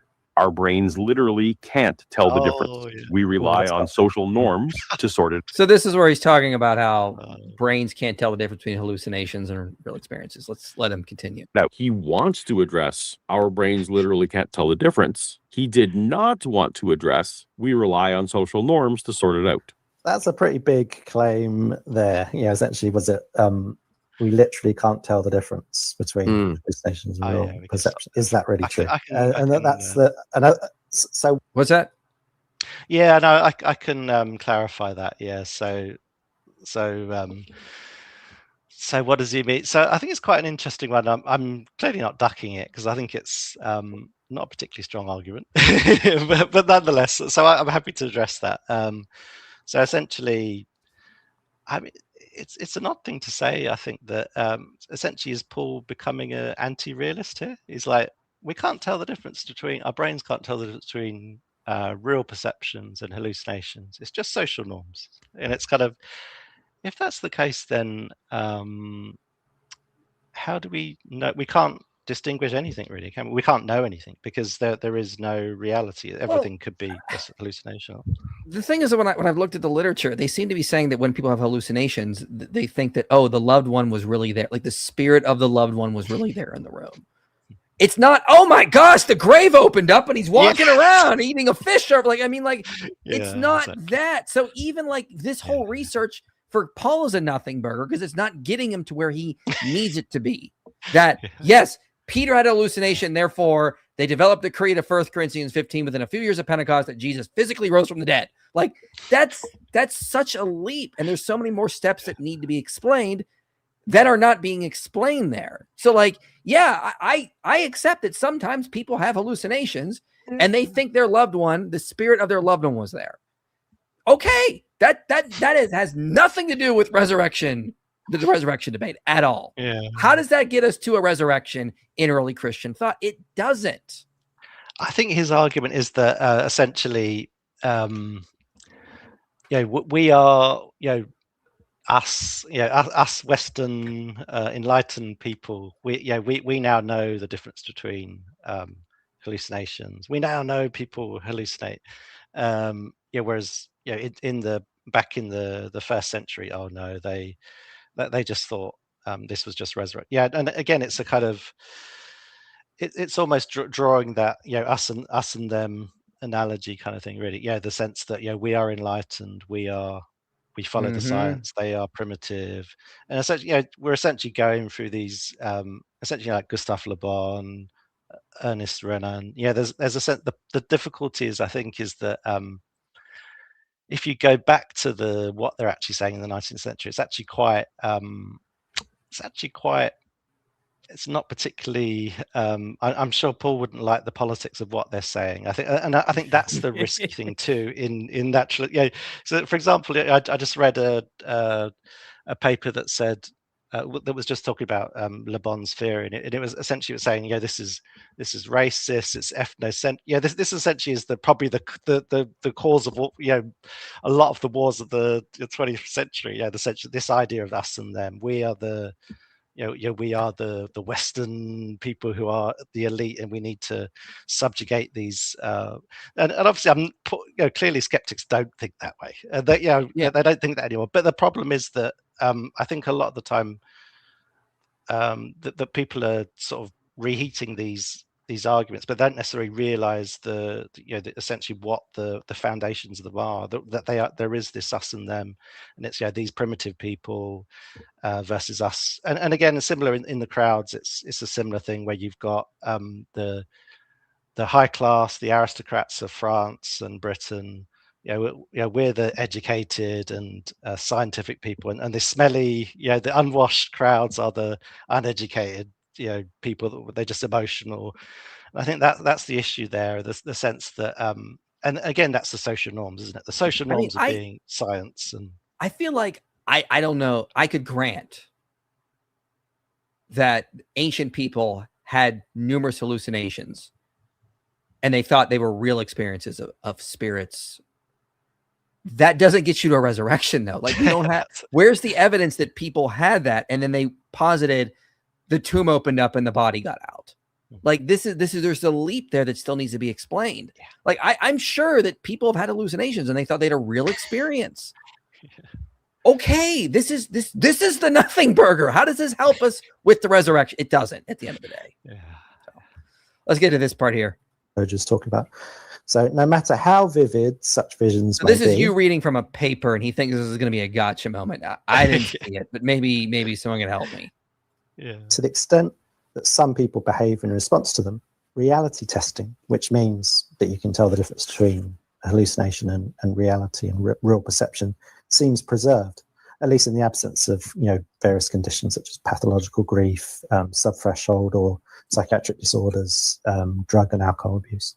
So essentially, the review that Paulogia has been saying, this is what's, it shows that this is, essentially he's been using to look at bereavement hallucinations. It more or less tells you actually, these are, people have the insight mostly. That seems like a very damning quote from a paper I myself cited.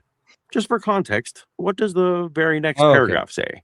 However, reality is often confused and rarely fully conforms to theory. For example, it is possible that, as these hallucinatory experiences occur during the times of excessive emotion, confusion come about, often resulting in reports of the person believing their spouse is actually present. Contradictory views are reported in the literature, and some authors firmly believe in the true and genuine nature of grief hallucinations, arguing that hallucinatory experiences occurring out of bereavement do not describe to any definition of pseudo-hallucination. The issue is still controversial, and available data do not allow conclusive remarks. It's almost like the paper does what I said it said, and Nick is prone to cut YouTubers and researchers off before they finish their statements.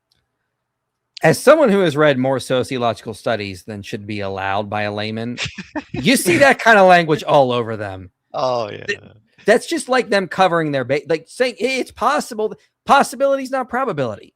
Like that does not contradict what their data shows for them to go in the next paragraph. Yeah, but it's possible that we could be wrong. Yeah, no duh. Yeah, that doesn't change what the data is showing and what you're citing there.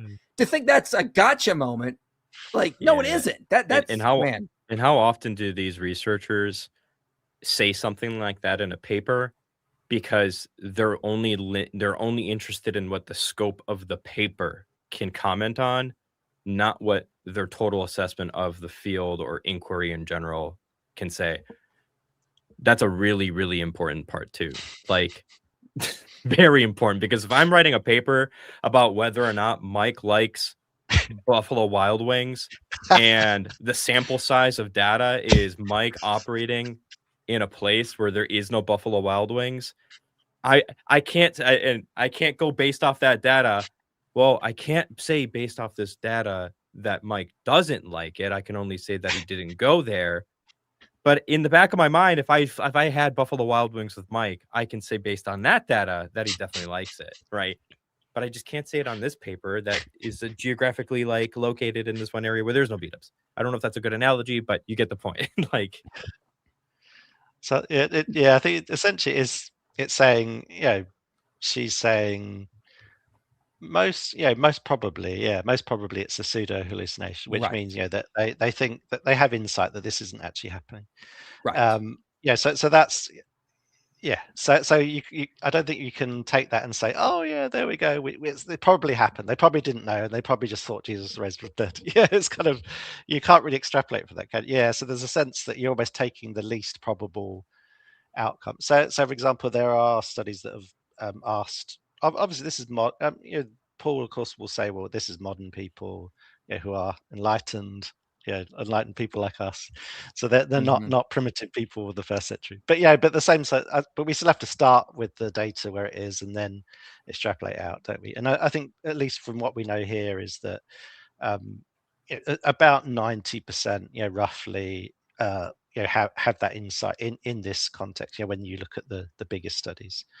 Obviously there are in-betweens where there's somewhat doubting and stuff, but I think that, so there's a sense that the data as it stands isn't, there's a question of whether this is the sense of a true hallucination, in the sense they don't know the difference between the two. So, if all Paul is saying what that paragraph said, it's possible this could be the case.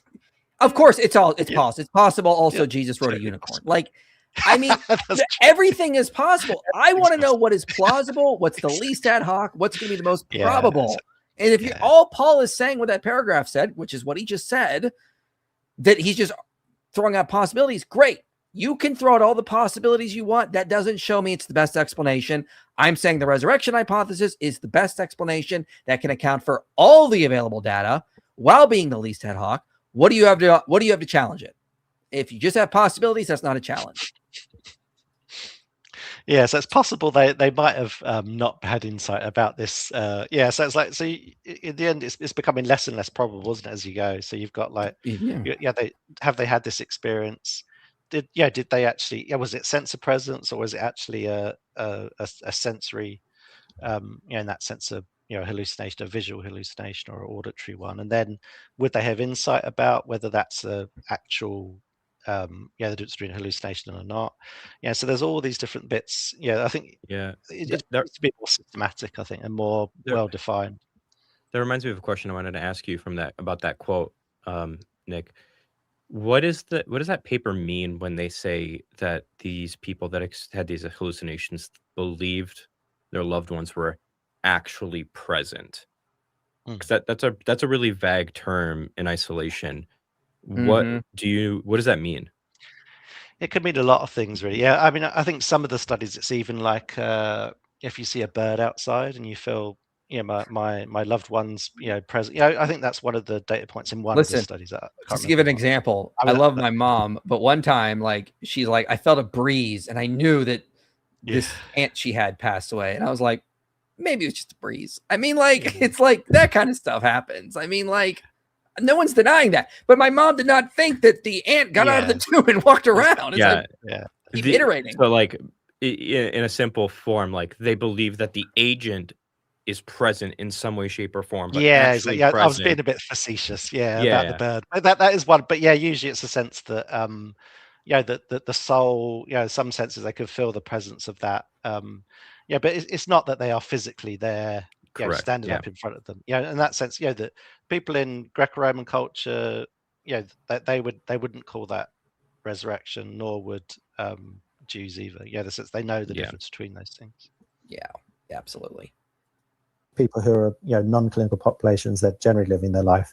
They can they may experience these things, but they know the difference between real perception and hallucination. Since making the original video being responded to here, in conjunction with my writing project, I found this more comprehensive 275-page studies of fMRI and clinical studies on the neuropsychology of visual imagery and visual hallucination. I will note that it's a general study of hallucinations across the board, not specific to grief hallucinations in particular. While it affirms my prior claims about brain centers, it does identify a few circumstances like motion sensing, where imagined and vertical input can trigger different parts of the brain. So I'll be sure to accordingly nuance my claim there in the future. But it's more relevant to the topic at hand. It discusses at greater length the ability of hallucinating patients to tell the difference between veridical and hallucinatory inputs, discussing the specific cognitive mechanism involved, source monitoring. Here's just a sampling. The relationship between hallucinations and reality monitoring deficit, defined as failure to discriminate imaginatory from real events, has been directly tested in both schizophrenic patients and normal individuals prone to hallucinations. These subjects had a propensity to report as real events that had not occurred.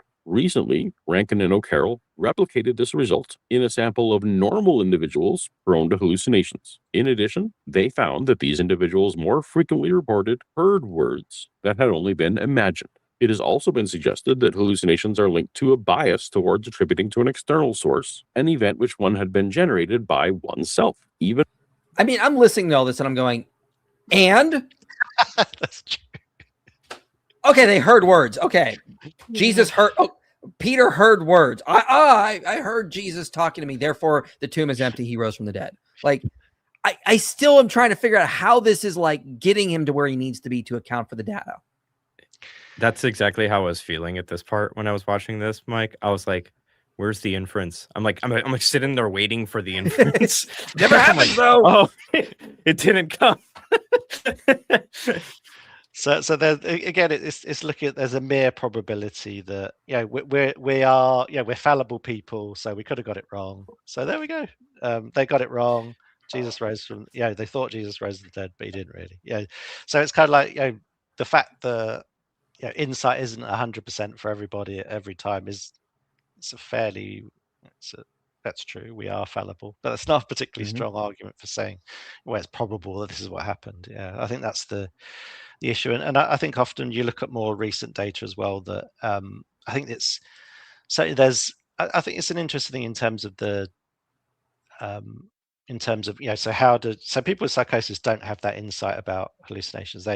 It's a really difficult to tell the difference between a hallucination and a real experience, a real perceptual experience. So I think that's, I guess, what Paul's arguing there essentially is that it's the same for everyone. But I think the thing is that there is a continuum. There's a sense that if you are, but of course that means with the continuum you're at one end. Psychosis is at one end. People with psychosis where they have no insight. But obviously the further you go, there is it becomes you get greater insight. And there's various other neuropsychological factors going on as well. So I think I guess the social norms bit is doing the heavy lifting there, in the sense of just saying people make mistakes. And the social norms, it's just a superstitious culture. So given that we make mistakes, given that there's a superstitious culture, they probably thought Jesus was raised from the dead when we had this. So I think it's there's well, I mean, the whole issue of social norms, like he says, well, maybe they interpreted their hallucinations and their social norms. Great. What are they? Like, you just can't say they had social norms. What were those social norms of the time? Because we can look at social norms of the time and we can see that the messianic expectations were not a dying and rising Messiah, who was also God, by the way, coming out of the grave. And that proves he's the Messiah. Like, the social norms seem to work against this whole reading. Like, they believed in spirits. they believe that souls could survive death. That seems like what they would have posited if they were having hallucinations. Jesus has been vindicated by God. He is still with us presently. But even though his body's in the grave, like you wouldn't go that route, it seems. And to say that to go from they had an hallucination. Hold on, let me put this up. Let me just try to put this up so I kind of explain where I'm coming from in this. All right, this is what I keep thinking of. This meme right here. It's like they had an hallucination, then a miracle happened, then they believe Jesus rose from the dead. That's what it seems like to me is what's happening here. Yeah. How do we get over that gap on this minimal witness hypothesis? I've not seen it explained. Maybe Paul's done it elsewhere. I've not had time to watch every one of his videos. I've watched a good fair amount of them, to be honest, but I've not seen it explained. So this might be off. So Nick, you can correct me if I'm wrong here, because this is just based off the understanding that I have from Paul's video and your book so far. But if one is trying to explain the origins of Christianity by saying something like Peter had a hallucination, and then through social norms that hallucination was interpreted as a resurrection, right? If we grant those two kind of building blocks or pillars, right, to grant the explanatory force of the model, wouldn't that then also predict that we would find more people who had grief hallucinations that they interpreted as resurrections? Yeah, exactly. Yeah, that's and we don't really have that, especially when you look at other that's a messianic good point. figures. Oh yeah, it'd be replete with them, wouldn't you? You'd expect to see it all over the place. Yeah, and I think that's the thing.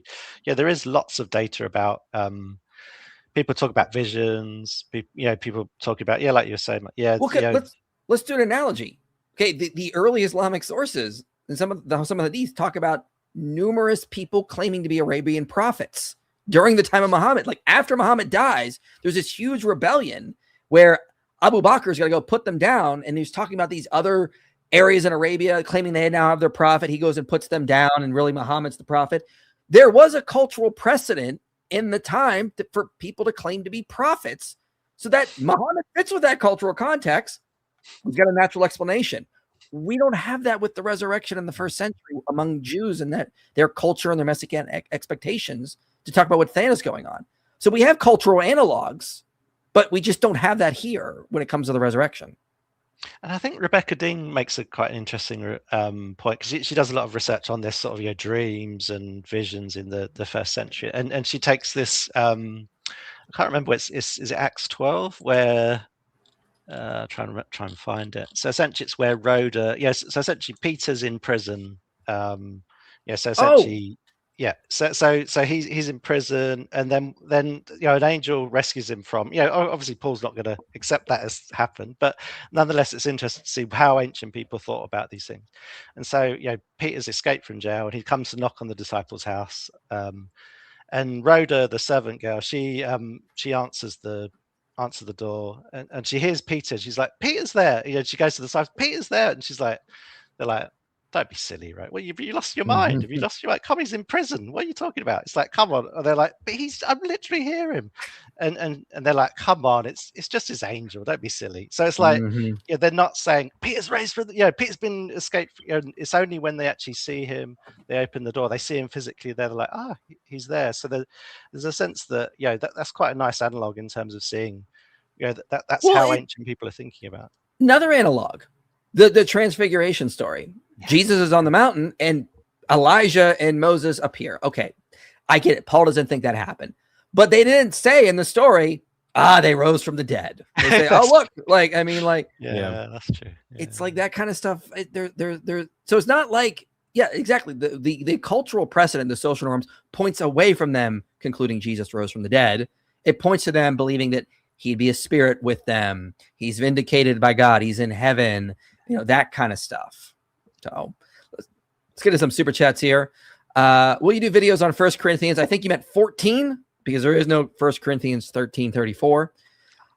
And 1 Timothy 2. Yeah, we'll get to that eventually. I don't think Paul is actually talking in 1 Corinthians 14. I think he's quoting the Corinthians there. And that seems to be the scholarly consensus as well about scholars who have written on that. I think Joseph A.P. Wilson wrote a paper on this and showed that actually like 5 different scholars independently came to this conclusion. He's actually quoting. And then 1 Timothy 2:11 is a little bit stranger. Paul's using words he doesn't really use elsewhere, so he seems to be dealing with a cultural issue.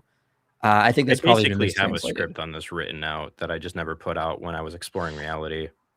You have a script and we just don't get it done. Son of a... No, but from when I was exploring reality, not with you. But you have a script done. Well, I have to like make it nice and not super nerdy. All right. But, like, yeah, I could do that. Stop sitting on scripts. Let's get them done. But, dude, I forgot I even had this. It was just like from 4 years ago. The difference, man. I never said I get a script done. Move next one. Hey, one of these days, Mike. Nick, is there a way we can make Mike have ADHD for just a day? No, I'm special. Just so he can be some more sympathetic. I think I have it as well. So I think my brain's always all over the place. Than, you should submit your undesigned coincidence paper for ETS or EPS. The theme for 2026 is defending the faith. I'm going to try to come this year. Yeah. So I doubt the UC paper will be ready by then, but Luke Vandewey and Jason Wilson and I are submitting our onomastic congruence paper for ETS EPS. So we're hoping to present it there. If the New Testament isn't reliable on Paulogia's view, how does he even get reliable info on Peter and Paul's experience if only parts are? How does he know which? He's probably just going along with most of the critical scholars' methodology when it comes to biblical scholarship, and they're doing a pericope by pericope approach, so you can assess the reliability of like a particular story or part of any of the text. But the methodologies they employ are so circular. It's embarrassing sometimes. Like, well, yeah, the pericope by pericope approach is also just really bad for many reasons. Awful. But I mean, no, this is a good question. I'd want to know. I mean, because I guess you can give Paul, who says he experienced, but how does he know Peter? I'd want to know more about that. Maybe he can enlighten us on that. Than, do you still go on hot girl walks daily? What? What's that? Are you walking around dressed as a girl again?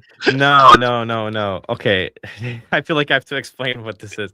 Yes, I don't even know. I don't know who this person is. And how you know that I call my walks hot girl walks. So no, when it's not cold outside, I don't go on in winter just because it's too cold. But when it's nice enough outside, I go on like a 4 or 5 mile walk every morning, and I call that my hot girl walk. Why? Why do I go on why do I call it a hot girl walk, or why do I call it a walk? Because it's funny. Nick, you and I will continue this. Unfortunately, dang Nick it! Nick loves the name Hot Girl Walk. Nick loves the name Hot Girl Walk. That hot girl summer anthem. Throw it up. Somebody in the chat. I'm sorry. Like... Dude, the Muslims are salivating. Oh, Than walks around like a girl. Oh, we have to get pictures of this now. Yes. I don't even walk like a Muslim. girl. It's just called a hot girl walk. Column says, "Hey Nick, good to see you on IP again." Old Iron Eyes is saying something gay. I'm not gonna read it because I'm not gay. Than, Trent Horn mentioned you in his newest video. Yeah, we know. I don't think he understood the argument properly. Well, he didn't even really reference my argument. I watched the video. The video just opens up with a video of me going like this as he's talking over me, and then my argument's not ever actually mentioned. He just talks about the fact that I conclude that I think Mormon theology is philosophically atheist, but then he never goes over my arguments in that video. So, and my arguments are markedly different than any of the other people's arguments that he references. So. Best book on whether the resurrection occurred. This is a good one here by Nick Meader. I don't know if you've heard of him. I think it's the best one. This guy, he's literally the best psychologist in the world. This is a good one here by Mike Lacona as well. Andrew Loke's got a free book online you can have as well. That's pretty good. So this is a fairly good amount. If hitting on Than makes me Muslim, then Allahu Akbar. I mean, this is so freaking gay, man. I'm just disappointed in everyone. You all need to go to confession. Talk to your priest. I'm disappointed in all of you. All right, I'm getting back to the video because I'm annoyed. All right, you don't interrupt me. I'm getting back to the video. This just became let's all hit on Fan Day. Fourth, known and studied phenomenon. But whenever Nick and Mike see minor disanalogies, that makes them feel justified to instead retreat to divine resurrection. This is apologetics. All right, hold on. Let me back this up a little bit. I think Show that hallucinations are associated with an increased propensity towards erroneous detection of events which had not occurred. So, I'm putting forth known and studied phenomenon. But whenever Nick and Mike see minor disanalogies, that makes them feel justified to instead retreat to divine resurrection. This is apologetics, not science. I'm not going to pretend it's cut and dry, but the mere fact that reality testing has been and remains a robust area of study should be evidence enough that Meader's blanket notion that people can just tell the difference is simplistic and dismissive, even in a modern context. it's not just science. Science is employed. It's philosophy. As the first 200 pages of this book shows, it's a lot of methodology, philosophy. To just say it's just science is absurd. But this is just a complete and total straw man. We're not retreating. We are saying we have all this data that you can't explain, and the resurrection hypothesis is the best explanation. If you just think this is science, you don't even understand how to do this properly. It's not. There's a lot of methodology that's going to be philosophical at the base here. I don't know, man. Like methodological naturalism. Yeah. And again, yeah, you're putting forward known ideas. That doesn't mean those known ideas get you to the resurrection hypothesis. That's what we're challenging. You're putting forth known ideas that can't account for all the data. That's what we're challenging. That's the problem I see here. I guess the one, I mean, sorry to think as a Bayesian. You're to apologize for that. I'm lucky I've got Thad here to support. That I think probably, being kind of on that. So essentially, if you have a strong enough prior probability that, that naturalism is true, there's a sense that actually it doesn't really matter how much the data that you explain it. Because essentially, if you're strongly, essentially, if you're weighting the prior so strongly, actually your likelihood doesn't need to be, it needs to explain almost nothing, essentially, and then you'll still have a posterior belief that the resurrection happens. So I think that's really. Oh yeah, sorry. Yeah, I agree. I mean, also, I say as a classical apologist, I first want to establish that God exists before I establish Christianity is true, which you do in your book as well. Like, hey, we have good evidence to believe in a God. That's now part of our background knowledge. That's going to lend weight to the resurrection hypothesis. Because are saying we live in a universe or in a reality, more broadly speaking, where there is a God and where miracles can occur. Yeah, I think that's the sort of things that maybe Paul has to, flesh out a little bit. I think, and just make that criteria clearer. What's driving? So I think that's thinking in terms of thinking science. If you're doing a model, what you're trying to, when we're doing models in the work that I do, what we're often trying to do is to say, what's driving? I've got the conclusion here, but actually, what's driving it? And if it's data, then brilliant, fantastic. But if it's something like the prior and this idea that any naturalistic argument was enough, or if it's possible, then it's sufficient. Yes, I think that's where we want. I guess that's what I'd want to ask Paul, really.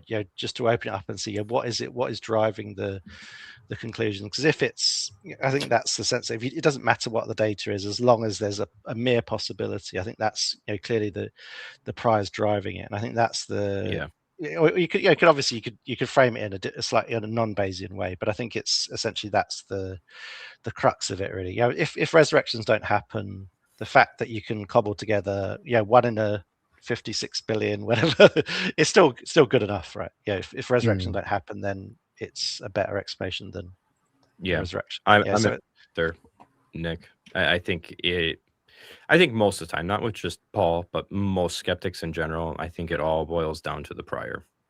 Yeah. Priors are important. And I think that gets retrojected into how they model out the Gospels too. Yeah. Because we think Several times in the live stream, Mike and Nick were outraged that cultural context was being ignored. But here, they are demanding a study necessarily set in modern cultural context to affirm what someone who lived alongside Jesus would have made of a hallucination. Modern Western culture is So that's just false. Let's be clear.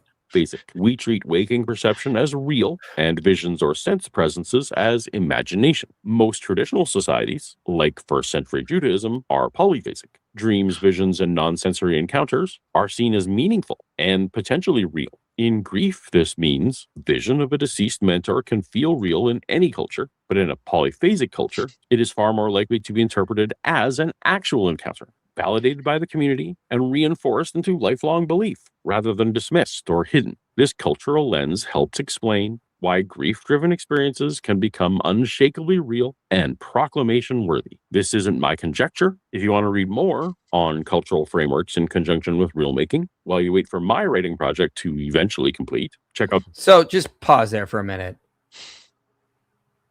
We are not denying that they thought dreams and visions were meaningful. That's not the that issue. goes back to my earlier question. What was that? The two questions. One was, what does real mean? And then the second question was, if it was the case that they would have these experiences and interpret them as resurrections in like physical manifestations rather than spiritual, something like that, why is it the case that we see them overwhelmingly interpreted as spiritual and not resurrection? Exactly. That's the I mean, like you go through the Bible. Okay. Like, I mean, like take the story of them thinking that the spirit of Samuel comes up when Saul summons him with the necromancer. They didn't think resurrection.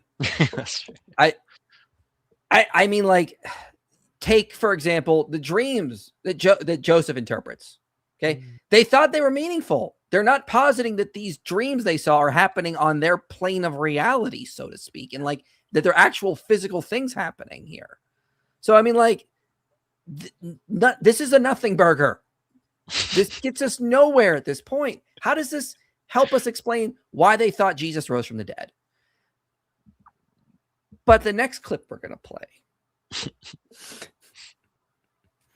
is an example of somebody shooting themselves in the foot and kind of demonstrating our points for us. Here. Only the Christians said only Jesus was resurrected. The Christians didn't even use resurrection language to describe just dead saints. Like they weren't like John the Baptist also resurrected. Well, that's the worst possible example you could have chosen. In Really? Mark 6:14 and Matthew 14:2, King Herod says of Jesus, "This is John the Baptist. He is risen from the dead. That is why miraculous powers are at work with him." Luke 9:7 reports that some were saying that John had been raised from the dead. The Bible sure thinks that some people were using this kind of language. This is Okay. Let's just talk about what just happened here. Where do I start? Okay. Why was Herod claiming that John the Baptist had risen from the dead? Because someone was walking around physically doing miracles. He was like, hey, there's an actual guy out there walking around doing miracles. That must mean someone rose from the dead. Guess what didn't happen on Paul's hypothesis after Jesus died? Somebody walking around doing miracles. It was all hallucinations. The body was still in the tomb. So yes, if you see somebody walking around on 2 feet, it's like positing a resurrection makes sense. But all the skeptics want to tell us nobody was walking around after Jesus died. Just felt This the is presence. They just felt the presence. This is shooting yourselves in the foot. This is proving our point for us. Yes, if you saw somebody walking around, it makes sense to posit a resurrection. If you don't, it doesn't make sense. That's our point. Thank you. Thank you for saying that. Yes, they saw Jesus walking around. They assumed somebody came back from the dead. You don't think that happened when Jesus died, though. So why would they, by that logic, those same people would not have posited a resurrection for Jesus Thank you. Argument conceded. Beast. I love when they bring that example up because I'm just like, think about what you're saying here. Think about what you're saying. What exactly was his point? Like this is one of those places where I think it's going over my head for some reason. What is he trying to accomplish by bringing that up? I pointed out that only the Christians said Jesus resurrected. They didn't use that language to talk about dead saints. And Paul's like, but Herod in the gospel said that John the Baptist was raised from the dead when he heard Jesus was doing miracles. Aha, somebody did posit resurrection for a dead saint. Because there was a guy walking around who we thought was John, which tells you that they're not going to posit a resurrection unless they see a body walking around. Thank you. That's our point.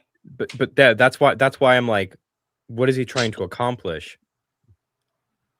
He's trying to say that people did describe dead saints as being resurrected, but he's not thinking about the context of those two different things. How is that like bad consequences for? I don't know. Whatever.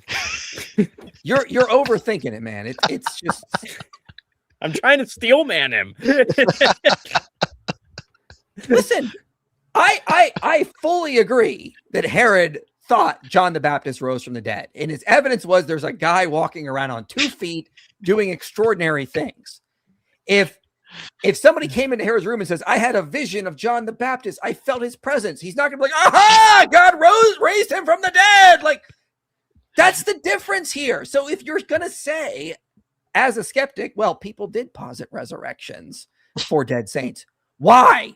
Why were they? Oh, because they saw somebody, Jesus, walking around and they go, oh, that must be resurrection. Think of the differences here. He's like,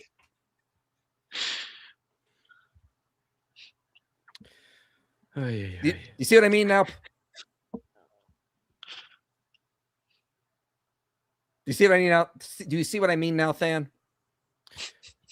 I do. Yeah. I get it. I love when they bring that up because that demonstrates our points for us. If the Christians were positing a resurrection for Jesus, it means they saw somebody walking around on 2 feet who they thought was Jesus. Just like Herod heard of Jesus, thought it was John the Baptist. So if you want to try imposter theories, good luck. That's not going to work either. We had Mike Lacona, I think, on the channel like 1 or 2 weeks ago, and we just destroyed those because those aren't even posited by a lot of the mainstream New Testament scholars. But Holy Kool-Aid was trying to posit them. But yeah, I was like, yeah, bring up the John the Baptist example. Go for it. Makes me happy. Jesus had a twin. Oh God. It's possible. It was. Than, can you explain your disagreement with Swinburne's Bayes simplicity before Mike gets so rudely interrupted? All right. Well, now that we're through, now you can do it. I know Cosmic personally. I'll text you, bro. We can talk about it over text. All right. How about that? If you wanted to do it in like 2 minutes. I agree with Nevin Klemenhaga nowadays, if you know who that is, and how he addresses that kind of stuff. So. No, but it sounds like that'd be the name of a professional yodeler. Dude, Klemenhaga is scary smart. Like when it comes to Bayes, it's insane. Klemenhagen, get your brother Flugenflagen. Oh my gosh, I'm gonna text Nevin now and be like, Mike wants He's to gonna come you. on the super chat. Listen, Europeans make fun of Americans all the time. We're allowed to make fun of them back. Take true. that. Nevin's American.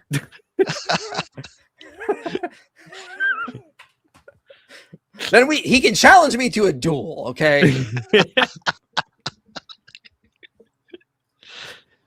I had a dream about a dead relative, therefore Christianity is false. You see? Yes, that logically follows. I have nothing against teachers, evangelists, mentors, scholars, or any kind of researcher, but it seems to me that a full-time apologist is, by definition, choosing to be biased, like a lawyer. How might I be wrong?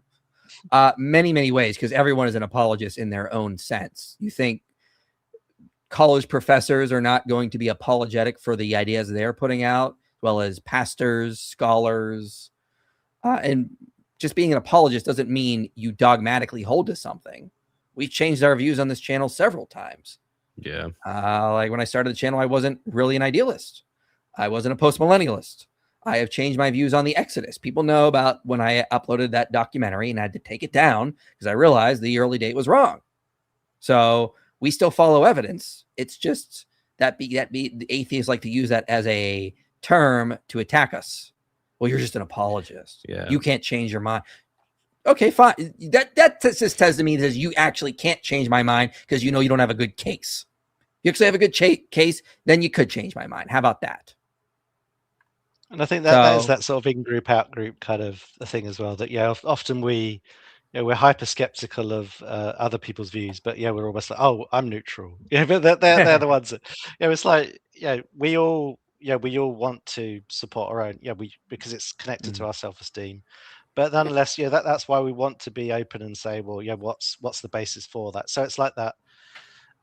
System 1 versus system 2 reasoning. So it's a kind of our intuitions are kind of like to essentially support the in-group, compare against the out-group. But essentially if you go down to the system 2 reading, you look through the data, you look at the evidence, and you support that and look at that. Yes, I think it's like everyone else, we just have to go through, just being transparent. We all have biases, but let's be transparent, make the best arguments we can, and judge it from there. Really, I think there's not a right side. There's not a sense of we're the good guys, they're the bad guys, and let's see here. Any recommendations on logic, philosophy, basics for homeschooling? Any recourses for parents? Plug your Logos bundle. Yeah, we have a Logos bundle. It is linked below. We have a lot of good books in there on cultural context and better ways to understand what the early church taught, as well as what the Bible is teaching. That is linked below. Please go get that. And it helps us keep our free Logos software, which we appreciate. If people, I'm assuming this is homeschooling for younger teenagers, maybe, or something like that. If people are interested enough in it, I can probably just take the material that I used to teach when I was a teacher at a Christian school on this stuff. I taught philosophy and systematic theology. I could probably just take all of that and turn it into like a package for people. That would require time. So I would want to make sure that people are actually interested enough in that for me to take the time to actually put it all together. Because I'll tell you this, at my church, because I haven't been a teacher now for 4 years. At my church, though, there's some 19 through 22-year-olds that are all Bayesians, and they're just destroying everybody. Based. God is worthy of praise. Amen, and God bless. Thank you. What's yours and Than's views on the multiverse theory? I tend to think in the multiverse, but it depends on what you mean by multiverse. Yes, I think God created.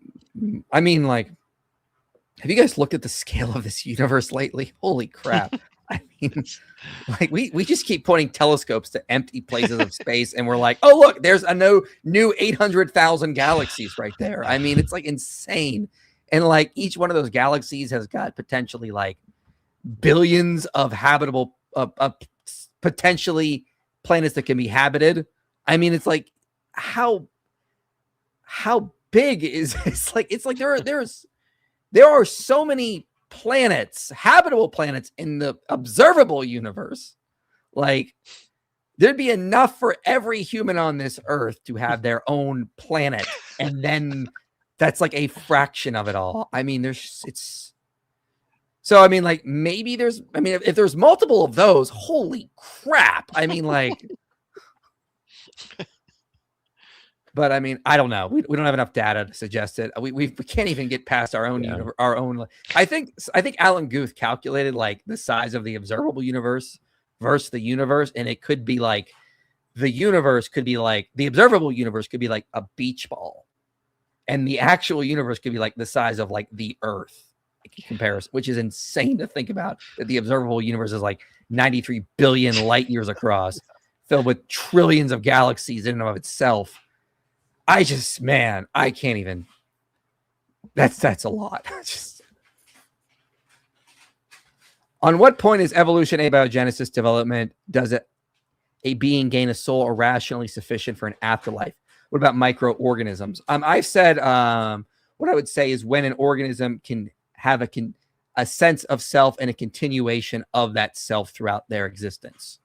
So I'd say like bugs, for example, I don't think they have a sense of self or have memories that can be retained long enough to have a continuation of that self. So that's what I would say. When you can build a self in the sense that you can continue your existence, remember who you are as an individual, maybe that's when it starts. But again, we're not going to know where the line is. I mean, it's hard to say. And you don't need to know that, to be honest with you, right? You can have a bunch of models to try to explain when and how and whatever. But the problem is like knowing when it happens is a side question, one that doesn't matter nearly as much, because we can also have other problems that are similar to this. Like, hey, I have this grain of sand here, and now I have a heap of sand here, right? This is a classic example. And then it's like, how many times do I have to add a grain into this hand until it becomes a heap? And you're going to be like, oh, I don't know, but I can tell you when it's a heap, right? It's the same thing. We know when something probably has a rational soul or something like that. We just don't know exactly when or how or why it happens. At least no one asked if Nick knows the Al Zut story. Nick, do you know the Al Zut story? What's that? I don't know. This is a rule we have on the channel. If somebody brings it up, I have to read it to you. You have to learn now. It's not you, Nick. I'm just so sick of this story. No, we have to read them. Okay, this is a real hadith about Muhammad. I'm going to say I do know. Oh, is that the? Oh, go on. Yeah, go on, tell us. Do you know about it? I might know. It sounds familiar, but go for it. Okay, so there's an actual hadith. It says, Abdullah related, the messenger of Allah sent for me. So he set out until we reached such and such a place, and he traced a line and said, stay between the two edges. Do not go outside of it. If you go outside of it, it's over for you. Then the messenger of Allah went a stone's throw away or a little further. Then Abdullah mentioned a group of male members who looked like Zut people, and they came and started to ride the Prophet. Yeah, I think I remember that. Who hasn't at this point? Yes. You did not go into as much detail as you normally do with that. I've read it too many times now. It's just like I don't need to just keep doing it.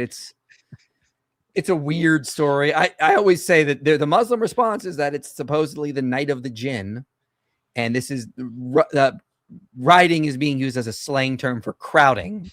So they're crowding him as he's reciting the Quran, and I'm like, speaking of natural versus supernatural explanations, if you have to posit a supernatural for this event when a natural explanation is fine, oh my Lord, oh boy.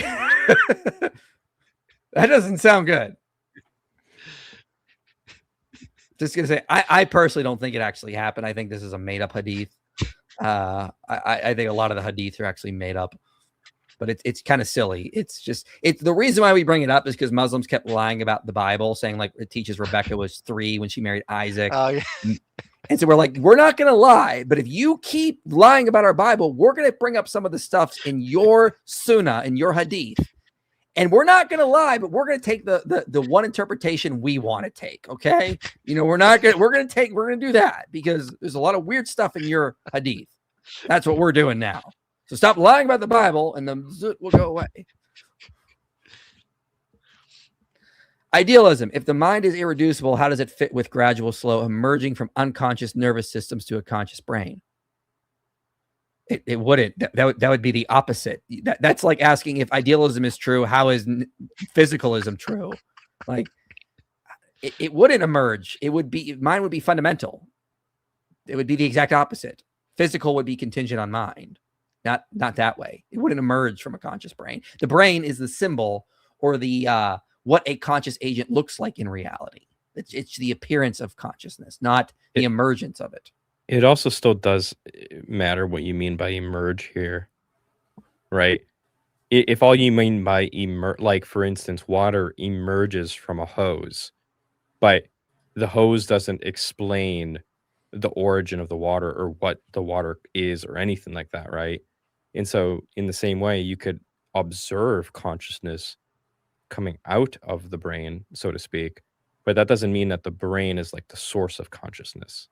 or the mind or something like that too.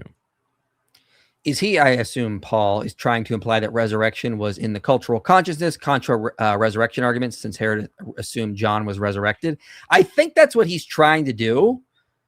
It doesn't work with the different contexts and circumstances because, again, real body walking around versus not a body. Not an empty like, again, there's a lot of moving pieces in here. So so if the disciples did the same thing as Herod, that means they heard reports of somebody physically walking around like doing stuff, and they assumed it was Jesus. Then none of them checked. None of them actually had appearances, which again doesn't actually fit with Paul's view because Paul says that Peter did experience something, just non-veridical. There's a lot of if you're going to try to do that, there's a lot more assumptions that are going to go into it that are going to just make this very, very ad hoc. And again, then we don't even get to the additional data we still want to explain that we're not getting explained. It's kind of having the cake and eat. Oh, what was again? Having the bullet and shooting. Having a bullet and shooting it too. Yeah. Yeah, because essentially it's saying, it's wanting to hold those two things together, isn't it? It's saying, well, they thought resurrection was just having a sense in the presence, but then, so I think it's kind of again, there's just not the that sort of rational argument there. It's kind of just sort of shooting. It just needs to be, pick a side. What does he think the cultural context is? Yo, Mike, did you know your former colleagues, Project Pat and Paul Wall, are now praising the Lord? Project Pat made a song with I don't know how to pronounce it, a while ago. Paul recently performed with Forrest Frank. Are these rappers or something? I have no clue what's happening here. Yeah. Okay. They're rappers from my old rap days when I was Mike Jones the rapper. Obviously, I thought you were a real estate mogul. That was my other job. Okay, listen, there's only one Mike Jones in the United States, and they're all me. Okay.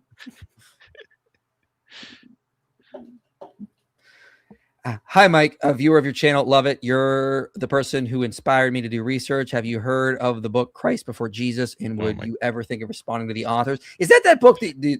Look, okay. Sorry, I'm not frustrated at the comment. I'm just frustrated that this topic always comes up. Go to the Amazon page. Oh, it is that book. Go to their Amazon page where the book is being sold. Look for a comment from somebody named Jason Wilson. Him and I looked at the stylographic analysis they did, and we found out that their stylometry was outdated. They used an invalid method.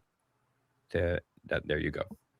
The rest of their arguments are just really, really, really bad Jesus mythicist arguments that we've tackled before. If you have the positive case for the reliability of the Gospels, that is direct evidence against the mythicist reading of the text. Do you don't know how to read that, Mike? Come on, dude.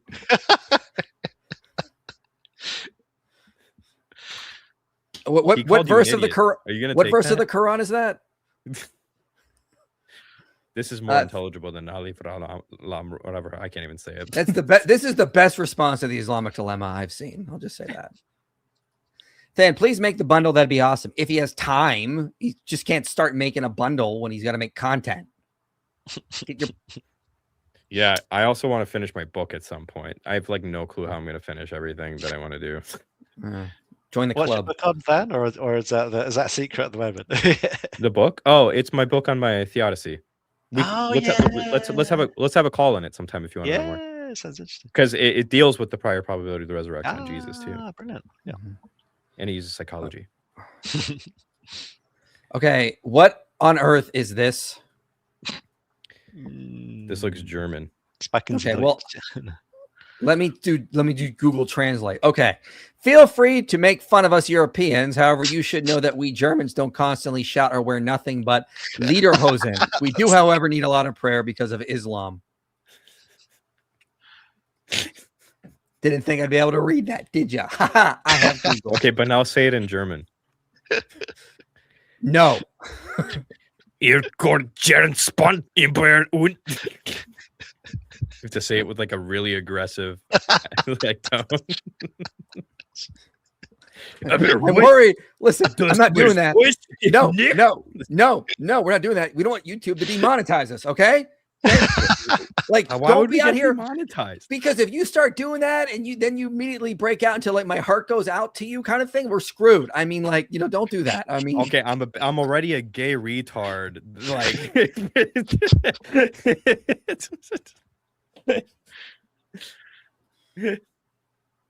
Oh, well, man. that's the stream, folks. All right, hold on. I gotta do something. What, Nick? What are you working on, by the way? Yeah, I've got a couple of things going on at the moment.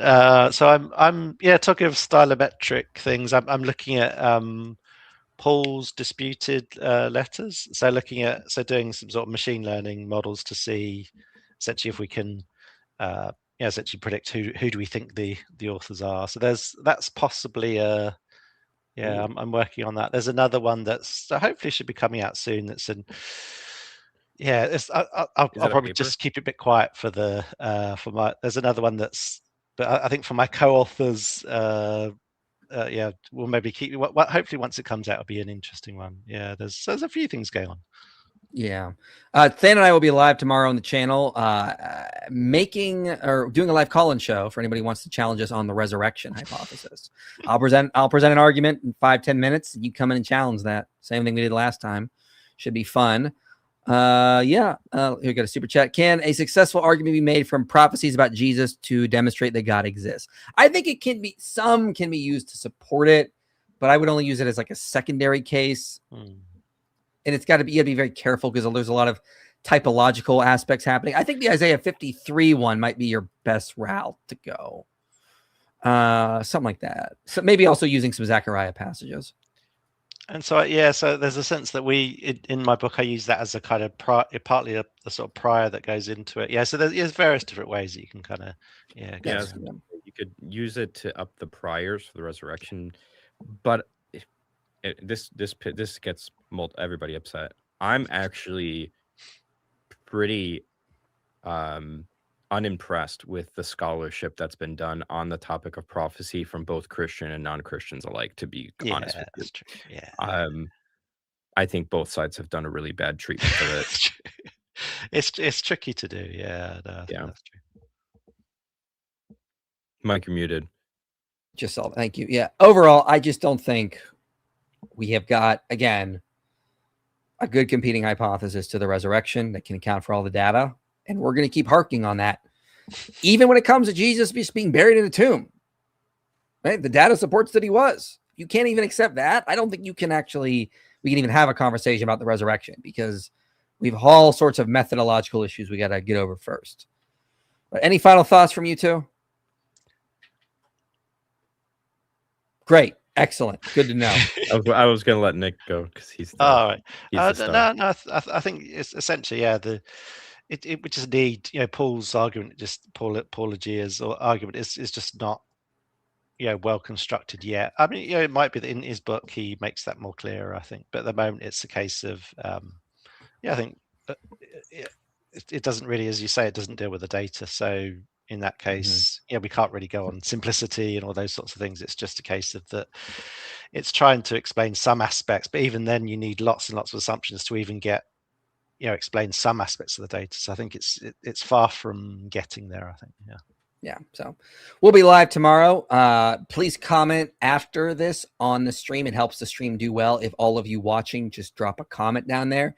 And don't be like, I'm just dropping a comment because you told me, because the algorithm's smarter than you. So just say something nice or, it helps. So, drop a comment after. Appreciate everybody coming. We'll see you guys tomorrow for the call-in stream. You made it to the end of this video, which means this message matters to you. If you want to see more content like this reaching people for Christ, you can help make it happen. Your support makes these videos possible. Click the link below and donate today. And if you want to go even deeper, consider joining our Patreon community. You'll get early access to videos, behind-the-scenes content, and a place to connect with others passionate about this mission.